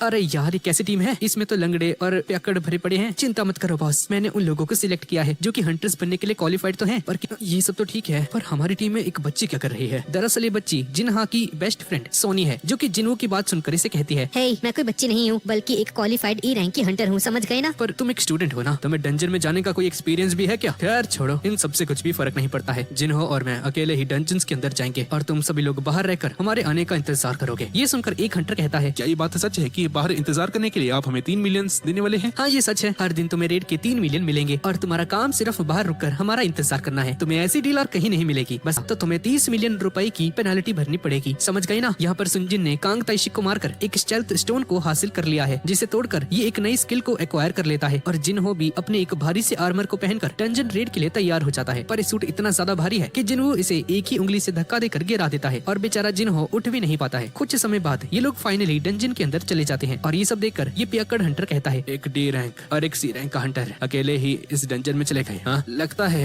ये दोनों पागल हो चुके हैं। एक टीम को सी रैंक का डंजन क्लियर करने में एटलीस्ट 2 घंटे लगते हैं, पर जिन्हो और सुनजिन आधे घंटे में ही वापस आ जाते हैं। ये देखकर ये पियक्कड़ हंटर कहता है, लगता है दोनों भाग कर आ गए। चलो शुक्र है ये लोग सही सलामत तो हैं। लेकिन तभी हम देखते हैं कि डंजन का गेट बंद होने लगता है, यानी कि इन दोनों ने उस डंजन के बॉस को अकेले ही हरा दिया है। ये देखकर हंटर्स के होश उड़ जाते हैं और जिन्हो इन्हें कहता है सभी लोग है और इसी के साथ सुनजिन और जिन्हो अगले डंजन को क्लियर करने लगते हैं। एक तरफ जिन्हो माना क्रिस्टल्स को हासिल करने का काम करता है तो दूसरी तरफ जिन्हो मॉन्स्टर्स को मारकर अपने लेवल को बढ़ाने का। गॉब्लिन्स के बॉस को मारने के बाद सॉन्ग जिन एक स्नेक को मारता है और फिर स्कॉर्पियंस को, और दिन के आखिरी रैंक के सी रैंक डंजन में जिन्हो अपनी स्टेल्थ एबिलिटी का भी यूज करता है, जिससे कि वो अपने आप को कुछ समय के लिए गायब कर सकता है। जिन्हो की नई एबिलिटी को देखकर जिन्हो अपने मन में कहता है, इनके पास ये स्किल कब आई? लगता है बॉस पहले से भी ज्यादा ताकतवर हो चुके हैं और इतने सारे मॉन्स्टर्स को मारने की वजह से मिलती हैं 2 नई स्किल, एडवांस्ड डैगर वील्डिंग और फेटल स्ट्राइक्स। पर इन्हें लगातार इस्तेमाल करने के लिए जिन्हो के पास इतनी मैजिकल पावर्स नहीं है, यानी कि अब इसे अपनी इंटेलेक्ट एबिलिटी को बढ़ाने पर ध्यान देना होगा। इतनी सारी स्किल्स को हासिल करने के बाद जिन्हो मन में कहता है,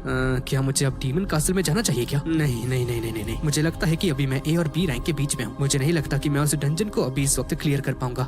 अरे हाँ, ये तो वही डबल डंजन को सर्वाइव करने वाला ई रैंक का हंटर है ना। इस लड़के की पक्का रीअवेकनिंग हुई है। जिन्हो अभी तक 2 खतरनाक हादसों को सर्वाइव कर चुका है, डबल डंजन, डोंगसुक वाला इंसिडेंट और तीसरा कांग ताइशिक का मर्डर केस। तीनों मामलों में बहुत सारे लोगों की जान गई थी, पर जिन्हो हर बार अकेले लौटकर वापस आया। यही सही मौका है उसे अपनी टीम में शामिल करने का। पर जब ये दोनों डंजन साइट में पहुंचते हैं तो पियक्कड़ और लंगड़ों को देखकर इन्हें समझ नहीं आता ये लोग मिशन करने आए हैं या फिर कोई पिकनिक मनाने। इन दोनों को देखकर सोनिक इन्हें कहती है, आप दोनों यहाँ पर क्या कर रहे हैं? आपको पता है ना कि हंटर्स के अलावा यहाँ पर कोई नहीं आ सकता है। हमें माफ कर देना, हंटर्स को देखकर मैं थोड़ा सा एक्साइटेड हो जाता हूँ। वो डंजन गेट है ना, क्या एक बच्ची का यहाँ पर रहना सेफ है क्या? एक सेकंड, मुझे बच्चों की तरह ट्रीट मत कीजिए, ठीक है ना? मैं जो कि इससे कुछ इम्पोर्टेंट बात करना चाहते हैं। कॉफी शॉप में बैठकर आंग जिन्हो से कहता है, तुम्हें तो पता ही होगा हमारी व्हाइट टाइगर गिल्ड दुनिया की सबसे बेहतरीन हंटर टीम है और हम हर दिन टैलेंटेड हंटर्स की तलाश में रहते हैं। मैं सीधा पॉइंट पर आता हूँ। जिन्हो, अगर तुम हमारी टीम को ज्वाइन करते हो तो यूजिन कंस्ट्रक्शन तुम्हें जितना पैसा दे रही है मैं तुम्हें उसका डबल देने के लिए तैयार हूँ। इसके अलावा अगर तुम्हारी कोई स्पेशल कंडीशंस भी है तो उन्हें भी पूरा करने के लिए तैयार हूँ। आंग को ओवर कॉन्फिडेंस आने लगता है कि जिन्हो जैसा एक ई रैंक का हंटर इसके इतने अच्छे ऑफर को कभी नहीं ठुकरा पाएगा। एक बात बताओ व्हाइट, तो मुझे लगा कि 5000 करोड़ तुम्हारा ऑफर होगा। मेरे पास कॉन्ट्रैक्ट के डॉक्यूमेंट्स भी मौजूद हैं, चाहे तो कंफर्म कर सकते हो। मुझे माफ करना, पर इतना बड़ा ऑफर देने से पहले मुझे अपने सुपीरियर से बात करनी होगी। हाँ, फिर कुछ नहीं हो सकता। ठीक है, मैं चलता हूँ। अरे यार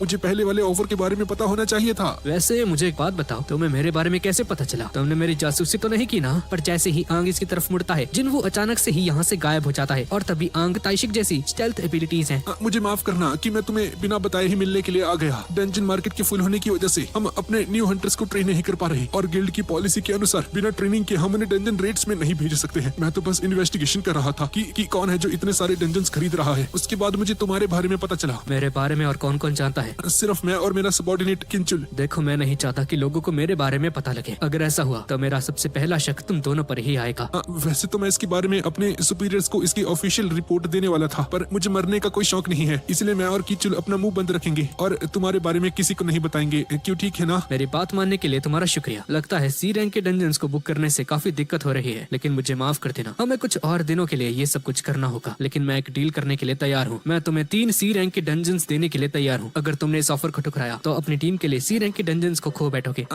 ठीक है, मैं तुम्हारी बात को समझ गया। मैं इन्हें लेने के लिए तैयार हूँ, लेकिन कितने? ये तो बहुत ज्यादा है भाई। अगर हमारी किस्मत अच्छी हुई तो ज्यादा से ज्यादा 200 मिलियन और इंसेक्टर स्टोन्स मिलेंगे। एटलीस्ट 200 मिलियन तो करो यार। ठीक है, 600 मिलियन और 3 सी रैंक के डंजन्स तुम्हारे हुए। आज रात तक इस अकाउंट में पैसे भेज देना और हाँ, आंखें बंद करो और अपना मुंह खोलो। टेंशन मत लो, मैं तुम्हें चोट नहीं पहुंचाऊंगा। मुंह खोलते ही सुनजिन इसे एक हीलिंग पोर्शन पिलाता है, जिससे इसकी चोट ठीक हो जाती है और जिन्हो यहाँ से चला जाता है। ये देखकर आंग किंचुल को कहता है कि मैं यकीन से कह सकता हूँ ये बंदा मेरी उम्मीद से भी ज्यादा खतरनाक है। अगले दिन जिन्हो को फोन पर बताता है, बॉस, जैसा कि आपने कहा था किसी ने मेरे अकाउंट में 600 मिलियन डाल दिए हैं, पर आपने ये सब कैसे किया? हम तो इन डंजन्स को कैंसिल करने वाले थे ना। ये एक सीक्रेट है। यहाँ पर आंग को पता चलता है कि इनकी ज्यूरिसडिक्शन में जिन्हो शहर से कोसों दूर एक जंगल में आ जाता है, लेकिन किसको पता कि अब इसके साथ क्या होने वाला है। जिन्हो को जॉब चेंजिंग क्वेस्ट का नोटिफिकेशन लास्ट रेड में आया था, जब इसका लेवल 40 पर पहुंच चुका था और अब तक जिन्हो को जो भी क्वेस्ट मिले थे वो या तो सीमित समय के लिए थे या फिर इमरजेंसी कंडीशंस में थे, लेकिन जॉब चेंजिंग क्वेस्ट इसे ऑप्शन और समय दोनों दे रहा था, जिसका मतलब है ये मिशन बहुत मुश्किल होने वाला है। जो भी हो, लेकिन सुनजिन को इतना पता था ये मिशन इसे ताकतवर बनाने के लिए बहुत इंपॉर्टेंट रहने वाला है। जिन्हो क्वेस्ट को एक्सेप्ट कर लेता है और इसके सामने एक बड़ा सा डंजन खुल जाता है और तभी जिन्हो को याद आता है कि आज इसने अपना डेली क्वेस्ट तो पूरा किया ही नहीं, लेकिन डिसाइड करता है कि वापस आने के बाद उसे पूरा कर लेगा और इसी के साथ डंजन के अंदर चला जाता है। यहाँ पर हम जिनहो के घर में देखते हैं जहाँ अपने पापा के साथ बैठा हुआ है, लेकिन जिनहो किसी चीज से बहुत परेशान होता है और तभी जिनहो का बड़ा भाई जिनसुक यहाँ पर आ जाता है। यहाँ पर डंजन के अंदर जिनवो को एक भी दुश्मन अभी तक नजर नहीं आया है, जो कि अपने आप में ही एक चौंकाने वाली बात थी। और तभी सिस्टम में नोटिफिकेशन आती है कि आप इस डंजन में एंटर कर चुके हैं। इस जगह में आप किसी भी तरह के पोशन या फिर स्टोर का यूज नहीं कर सकते हैं और चोट लगने पर फुल रिकवरी का यूज भी नहीं किया जा सकता है। यानी कि अब जिनवो को और भी ज्यादा संभल कर रहना होगा। जिनवो को दूर से किसी के चलने की आवाज सुनाई देती है, जिसके बाद इन्वेंट्री से अपनी डैगर को बाहर निकाल देता है और लड़ने के लिए तैयार हो जाता है। और तभी एक लो लेवल का नाइट इसके सामने आ जाता है। जिनवो इस पर डैगर से हमला करता है, पर नाइट को एक छोटी सी खरोंच तक नहीं आती है। जिनवो फेटल स्ट्राइक का यूज करके वापस हमला करता है, लेकिन कोई फायदा नहीं होता है। जिनवो समझ जाता है कि इसका आर्मर बहुत ज्यादा स्ट्रॉन्ग है, बिल्कुल कसाका के शरीर की तरह। यानी कि इसे हराने के लिए जिनवो को अपने हाथों का यूज करना पड़ेगा और जिनवो आसानी से हाथों का यूज करके नाइट को हरा देता है। पर इसे हराने के बाद जिनवो थोड़ा सा निराश था, क्योंकि इसने अपनी फेटल स्ट्राइक वाली एबिलिटी को फालतू में यूज कर दिया। लेकिन तभी और भी नाइट्स यहाँ पर आ जाते हैं। यहाँ पर हम जिनहो को देखते हैं, जो कि इतना ज्यादा परेशान हो चुका है कि ढंग से खाना तक नहीं खा पाता है। और इसके फादर जिनसुक से पूछते हैं, बेटा तुम्हारा गिल्ड बनाने का काम कैसा चल रहा है? हाँ, मैंने सुना कि कुछ एस रैंक के हंटर्स ने तुम्हारे ऑफर को ठुकरा दिया। जी पिताजी, ये सच है। ब्लूंगू और चाहिन ने मेरे ऑफर को ठुकरा दिया। पर टेंशन की कोई बात नहीं है। मैं यूरोपियन और मिडिल ईस्ट हंटर से बात कर रहा हूँ डैड। होपफुली वो हमारे गिल्ड को ज्वाइन करने के लिए तैयार हो जाएंगे। और जिनसुंग जिनहो की सी रैंक के डंजन्स को खरीदने के बारे में बात करता है और इसे वार्निंग देता है कि अगर जिनहो ये सब कुछ गिल्ड मास्टर बनने के लिए कर रहा है तो वो उसे छोड़ेगा नहीं। काश इन दोनों को जिनहो की ताकत के बारे में पता होता। यहाँ पर जिनहो सभी नाइट्स को हरा देता है, लेकिन इन सब के बाद बहुत ज्यादा थक जाता है और आराम करना चाहता है। लेकिन तभी एक निंजा स्टेल्थ एबिलिटी का यूज करके जिनहो को मारने की कोशिश करता है, पर जिनहो इसे हरा देता है। और इसकी मुश्किलें और भी ज्यादा बढ़ाने के लिए लाइट से हमला करने वाला एक विज़र्ड भी यहाँ पर पहुंच जाता है। कसाका जैसा आर्मर, कांग ताइशिक जैसी स्टेल्थ एबिलिटीज और क्यूआन जैसा लाइट मैजिक। इन मॉन्स्टर्स को देखकर जिनहो को ऐसा लगता है कि जैसे अपने पुराने दुश्मनों से वापस से लड़ रहा है। और ये क्वेस्ट इसकी सोच से बहुत ज्यादा ही खतरनाक निकलता है। हर एक मॉन्स्टर की अलग अलग कमजोरियां होती हैं। नाइट्स को हराने के लिए ताकत की जरूरत पड़ती है। निंजा को ढूंढने के लिए परसेप्शन एबिलिटीज का स्ट्रॉन्ग होना जरूरी है और आर्चर्स को हराने के लिए तेजी होनी जरूरी है। लेकिन सबसे बड़ी मुसीबत है ये विज़र्ड, क्योंकि इसे हराने के लिए जिनको को इंटेलेक्ट या फिर सिंपल भाषा में कहें तो मैजिकल पावर्स की जरूरत पड़ेगी, जिस पर इसने कभी ध्यान ही नहीं दिया था। जिन्हो को अपनी स्किल्स को बचा कर रखना है, पर अब इसकी थकान बढ़ने लगी थी और अब जिन्हो को जितना जल्दी हो सके इसे हराना होगा। यहाँ पर हम हंटर्स गिल्ड के हेडक्वार्टर्स में देखते हैं, जहाँ पर एस रैंक हंटर चोई बाकियों के साथ मिलकर जेजो आइलैंड जाने के लिए तैयार हो जाता है। चोई हंटर एसोसिएशन के चेयरमैन को कॉल करता है और इस मिशन के अप्रूवल के लिए उन्हें शुक्रिया अदा करता है। और जेजो आइलैंड पर ये इनकी तीसरी फाइट होने वाली है, लेकिन इस बार इनका मिशन जेजो आइलैंड पर कब्जा करना नहीं है, बल्कि खतरों का बस अनुमान लगाना है। S rank hunters Jeju island पर हमला करके देखना चाहते हैं कि दुश्मन किस हद तक काउंटर अटैक करने वाले हैं। बहुत से लोग इस मिशन के लिए चेयरमैन और हंटर्स को क्रिटिसाइज भी करने वाले हैं, लेकिन इन सब के लिए तैयार हैं, क्योंकि चोई के लिए जेजो आइलैंड की लड़ाई कभी खत्म ही नहीं हुई है। यहाँ पर जिन्हो फाइनली उन सभी मॉन्स्टर्स को हरा देता है, जिसके बाद इसे आर्मर्स और 10,000 गोल्ड कॉइन्स मिलते हैं। जिन्हो ने आज से पहले इसे कभी ट्राई नहीं किया था, इसलिए थोड़ा सा एक्साइटेड हो जाता है और कुछ आर्मर्स को सिलेक्ट करता है। इन आर्मर्स की खासियत ये थी कि नजर नहीं आते हैं और इन्हें पहनकर मूवमेंट करने में कोई दिक्कत भी नहीं आती है। जिन्हो अब पहले से ज्यादा ताकतवर हो चुका था, यानी कि अब ये अगली स्टेज की तरफ बढ़ सकता है। जिन्हो की आंखों के सामने एक बहुत बड़ा दरवाजा आ जाता है, जिसके पीछे क्या है इसके बारे में इसे कोई भी अंदाजा नहीं है। दरवाजा खोलते ही जिन्हो के रोंगटे खड़े हो जाते हैं और समझ जाता है कि कुछ तो भयानक होने वाला है। कमरे के अंदर इसे एक खाली सिंहासन नजर आता है और साइड से चलकर आता है एक लाल आर्मर पहना हुआ एक बीस्ट, जो कि इस थ्रोन की रक्षा कर रहा है। इस नाइट का नाम है ब्लड रेड कमांडर इग्रिस। इसका ऑरा देखकर सुनजिन को उस डबल डंजन वाले स्टैचू की याद आ जाती है। ऊपर से इसका नाम भी रेड से लिखा गया था, knight commander Igris the blood red, यानी कि सुनजिन का अब तक का सबसे ज्यादा खतरनाक दुश्मन रहने वाला है। जिन्हो लड़ने के लिए तैयार हो जाता है और इग्रिस पलक झपकाते ही जिन्हो के पास आकर अपनी स्वॉर्ड से इस पर हमला करने की कोशिश करता है। जिन्हो इसे एक बार तो डॉज कर लेता है, लेकिन दूसरी बार जिन्हो को दूर फेंक देता है। जैसे ही जिन्हो उठता है, इग्रिस की स्वॉर्ड ऑलरेडी इसके मुंह के पास आ चुकी थी। जिन्हो को सांस लेने का मौका तक नहीं मिलता है। काउंटर अटैक में जिन्हो टैगर से हमला करने की कोशिश करता है, पर इग्रिस के आर्मर के आगे ये कुछ भी काम नहीं करता है और जिन्हो को एक लात मार कर दूर फेंक देता है। और अगर जिन्हो को अब ये लड़ाई जीतनी है तो अब इसे डैगर के बजाय अपने हाथों का यूज करना होगा। ये देखकर इग्रिस भी अपनी स्वॉर्ड को नीचे रख देता है और लड़ने के लिए तैयार हो जाता है। इग्रिस जिन्हो का कॉलर पकड़ लेता है और इसे जमीन में गाड़ देता है और इसे पंचिंग बैग बनाकर दीवार के अगेंस्ट मुक्के मारने लगता है। जिन्हो ने अभी आर्मर पहना हुआ था, जिसकी वजह से इसके हाथ बच गए थे, वरना अभी तक तो इसके हाथों का कचुम्बर बन चुका होता। जिन्हो अपने मन में सोचता है कि अगर ये इस मॉन्स्टर को अपनी ताकत से नहीं हरा सकता तो अपनी स्पीड का यूज करके हरा सकता है। डैश एबिलिटी का यूज करके जिन्हो इस पर हमला करने की कोशिश करता है, पर इग्रिस इसके सभी हमलों को रोक देता है। बहुत सारी कोशिशों के बाद जिन्हो फाइनली इसे एक लात मारने में कामयाब हो जाता है, पर ये इसकी जिंदगी की सबसे बड़ी गलती होने वाली है। इग्रिस जिन्हो को हवा में ही लेफ्ट राइट इधर उधर से पंचेस मारने शुरू कर देता है। हाथ पकड़कर इसे हवा में उछालना शुरू कर देता है और तो और दीवार से इसका मुंह रगड़कर थ्रोन के ऊपर फेंक देता है। इग्रिस जिन्हो को बुरी तरह से मारता है, पर जिन्हो भी इतनी जल्दी हार मानने वालों में से नहीं है। है। मजाक थोड़ी है भाई, ऐसे कैसे? इग्रिस की तलवार को फेंककर जिन्वू अपने डैगर का यूज करके इसकी एक आंख को फोड़ देता है। इसके बाद इसे घसीटते हुए दीवार पर मारता है और अपने डैगर को वापस बुलाकर अपनी पूरी ताकत से इसके गले पर एक फिनिशिंग ब्लो देता है और इग्रिस मर जाता है। तभी नोटिफिकेशन आती है कि congratulations, you have defeated knight commander Igris the blood red. पर इस बार इसकी जीत किस्मत के सहारे हुई है। ताकत और एक्सपीरियंस में इग्रिस जिन्वू से बहुत ज्यादा बेहतर था। इग्रिस को हराते ही जिन्वू को 4 रिवॉर्ड्स मिलते हैं, 15 लाख गोल्ड कॉइंस, इग्रिस का हेलमेट, रूलर्स हैंड नाम का एक रून स्टोन और एक इंस्टेंट टेलीपोर्टेशन स्टोन। और इग्रिस का हेलमेट पहनते ही जिन्वू की स्ट्रेंथ और वाइटैलिटी 20% तक बढ़ जाती है और इसी के साथ साथ इस पर होने वाले फिजिकल डैमेज भी कम हो जाते हैं। लेकिन जिन्वू को ये बात समझ में नहीं आती है कि अब इंस्टेंट टेलीपोर्टेशन स्टोन देने का क्या फायदा है, क्योंकि इसने तो अभी से हरा दिया है, जिसका मतलब है कि जॉब चेंजिंग क्वेस्ट अभी तक खत्म नहीं हुई है। और तभी इसके सामने बहुत सारे पोर्टल्स खुल जाते हैं और स्क्रीन के ऊपर नोटिफिकेशन आती है कि जॉब चेंजिंग क्वेस्ट अब शुरू होता है। एडवांसमेंट पॉइंट्स को कमाने के लिए ज्यादा से ज्यादा देर तक सरवाइव करने की कोशिश कीजिए, जिसके बाद आप एक हायर क्लास के लिए असाइन भी हो सकते हैं। टाइमर के शुरू होते ही पोर्टल में से बहुत सारे नाइट्स निकलने लगते हैं जो कि जिन्वू पर हमला कर देते हैं। जिन्वू उन सभी पर हमला करता है पर पोर्टल में से और भी ज्यादा नाइट्स आने लगते हैं। शायद क्वेस्ट इस बात पर है कि मैं कितनी देर तक इस कमरे में रह सकता हूँ। जिसके बाद जिन्वू स्टेल्थ एबिलिटी का यूज करके गायब हो जाता है और स्टेल्थ एबिलिटी को इस्तेमाल करने के लिए 200 माना पॉइंट्स लगते हैं और हर सेकंड यूज करने के लिए 1 माना पॉइंट, यानी कि अब इसके पास सिर्फ 190 माना पॉइंट्स बचे हुए हैं जो कि इसे एटलीस्ट 2 मिनट तक गायब करके रख सकते हैं। लेकिन तभी एक विज़र्ड अपने मैजिक का यूज करके जिन्वू की स्टेल्थ एबिलिटी को डीएक्टिवेट कर देता है, यानी कि अब इसके पास लड़ने के अलावा और कोई भी रास्ता नहीं बचा है और अब जिन्वू लड़ते लड़ते थक जाता है। इसलिए टेलीपोर्टेशन स्टोन को यूज करने के बारे में सोचता है। लेकिन तभी एक नाइट जिन्वू पर हमला कर देता है, जिसकी वजह से वो स्टोन नीचे गिर जाता है और बहुत सारे नाइट्स इसे घेर लेते हैं। और अब जिन्वू क्या करेगा? जिन्वू उन सभी नाइट से लड़ना शुरू कर देता है और अब ना ही स्टेल्थ एबिलिटी का यूज कर सकता है और ना ही मर्डरस इंटेंट का। ऊपर से अब इसके पास ज्यादा स्टेमिना भी नहीं बचा है। लेकिन जिन्वू इतनी जल्दी हार नहीं मानने वाला है, क्योंकि कमजोर होने की फीलिंग सिर्फ उसे ही पता है और इतने ज्यादा हार्ड आर्मर को हाथ से मारने की वजह से जिन्वू के नकल्स फट जाते हैं और अब धीरे धीरे बेहोश होने लगता है। लेकिन तभी इसे कुछ आवाजें सुनाई देती हैं। ओए, तो जानता है ये पूरी मानव जाति का सबसे कमजोर डीमन हंटर है। जिन बेटा बस करो, तुम्हें अब आराम करना चाहिए। मिस्टर सॉन्ग सही कह रहे हैं जिन्वू, अब तुम्हें हार मान लेनी चाहिए। तुम्हें वही सब कुछ मिल रहा है जो कि तुम डिजर्व करते हो। क्यों फालतू में खुद को खतरे में डालते हो? हाँ, तुम एक ई रैंक के हंटर थे जिन्वू, लेकिन देखो अब तुम कितने आगे आ चुके हो। इतना काफी होना चाहिए ना, है ना जिन्वू? कहना बढ़ेगा, मैं तो खुद को पहचान भी नहीं पा रहा हूँ। तुम कितना आगे आ चुके हो। लंबी हाइट और इतनी खतरनाक बॉडी। हाँ, दिखने में तुम बहुत ज्यादा ताकतवर लग रहे हो, लेकिन अंदर से तुम अब भी कमजोर हो।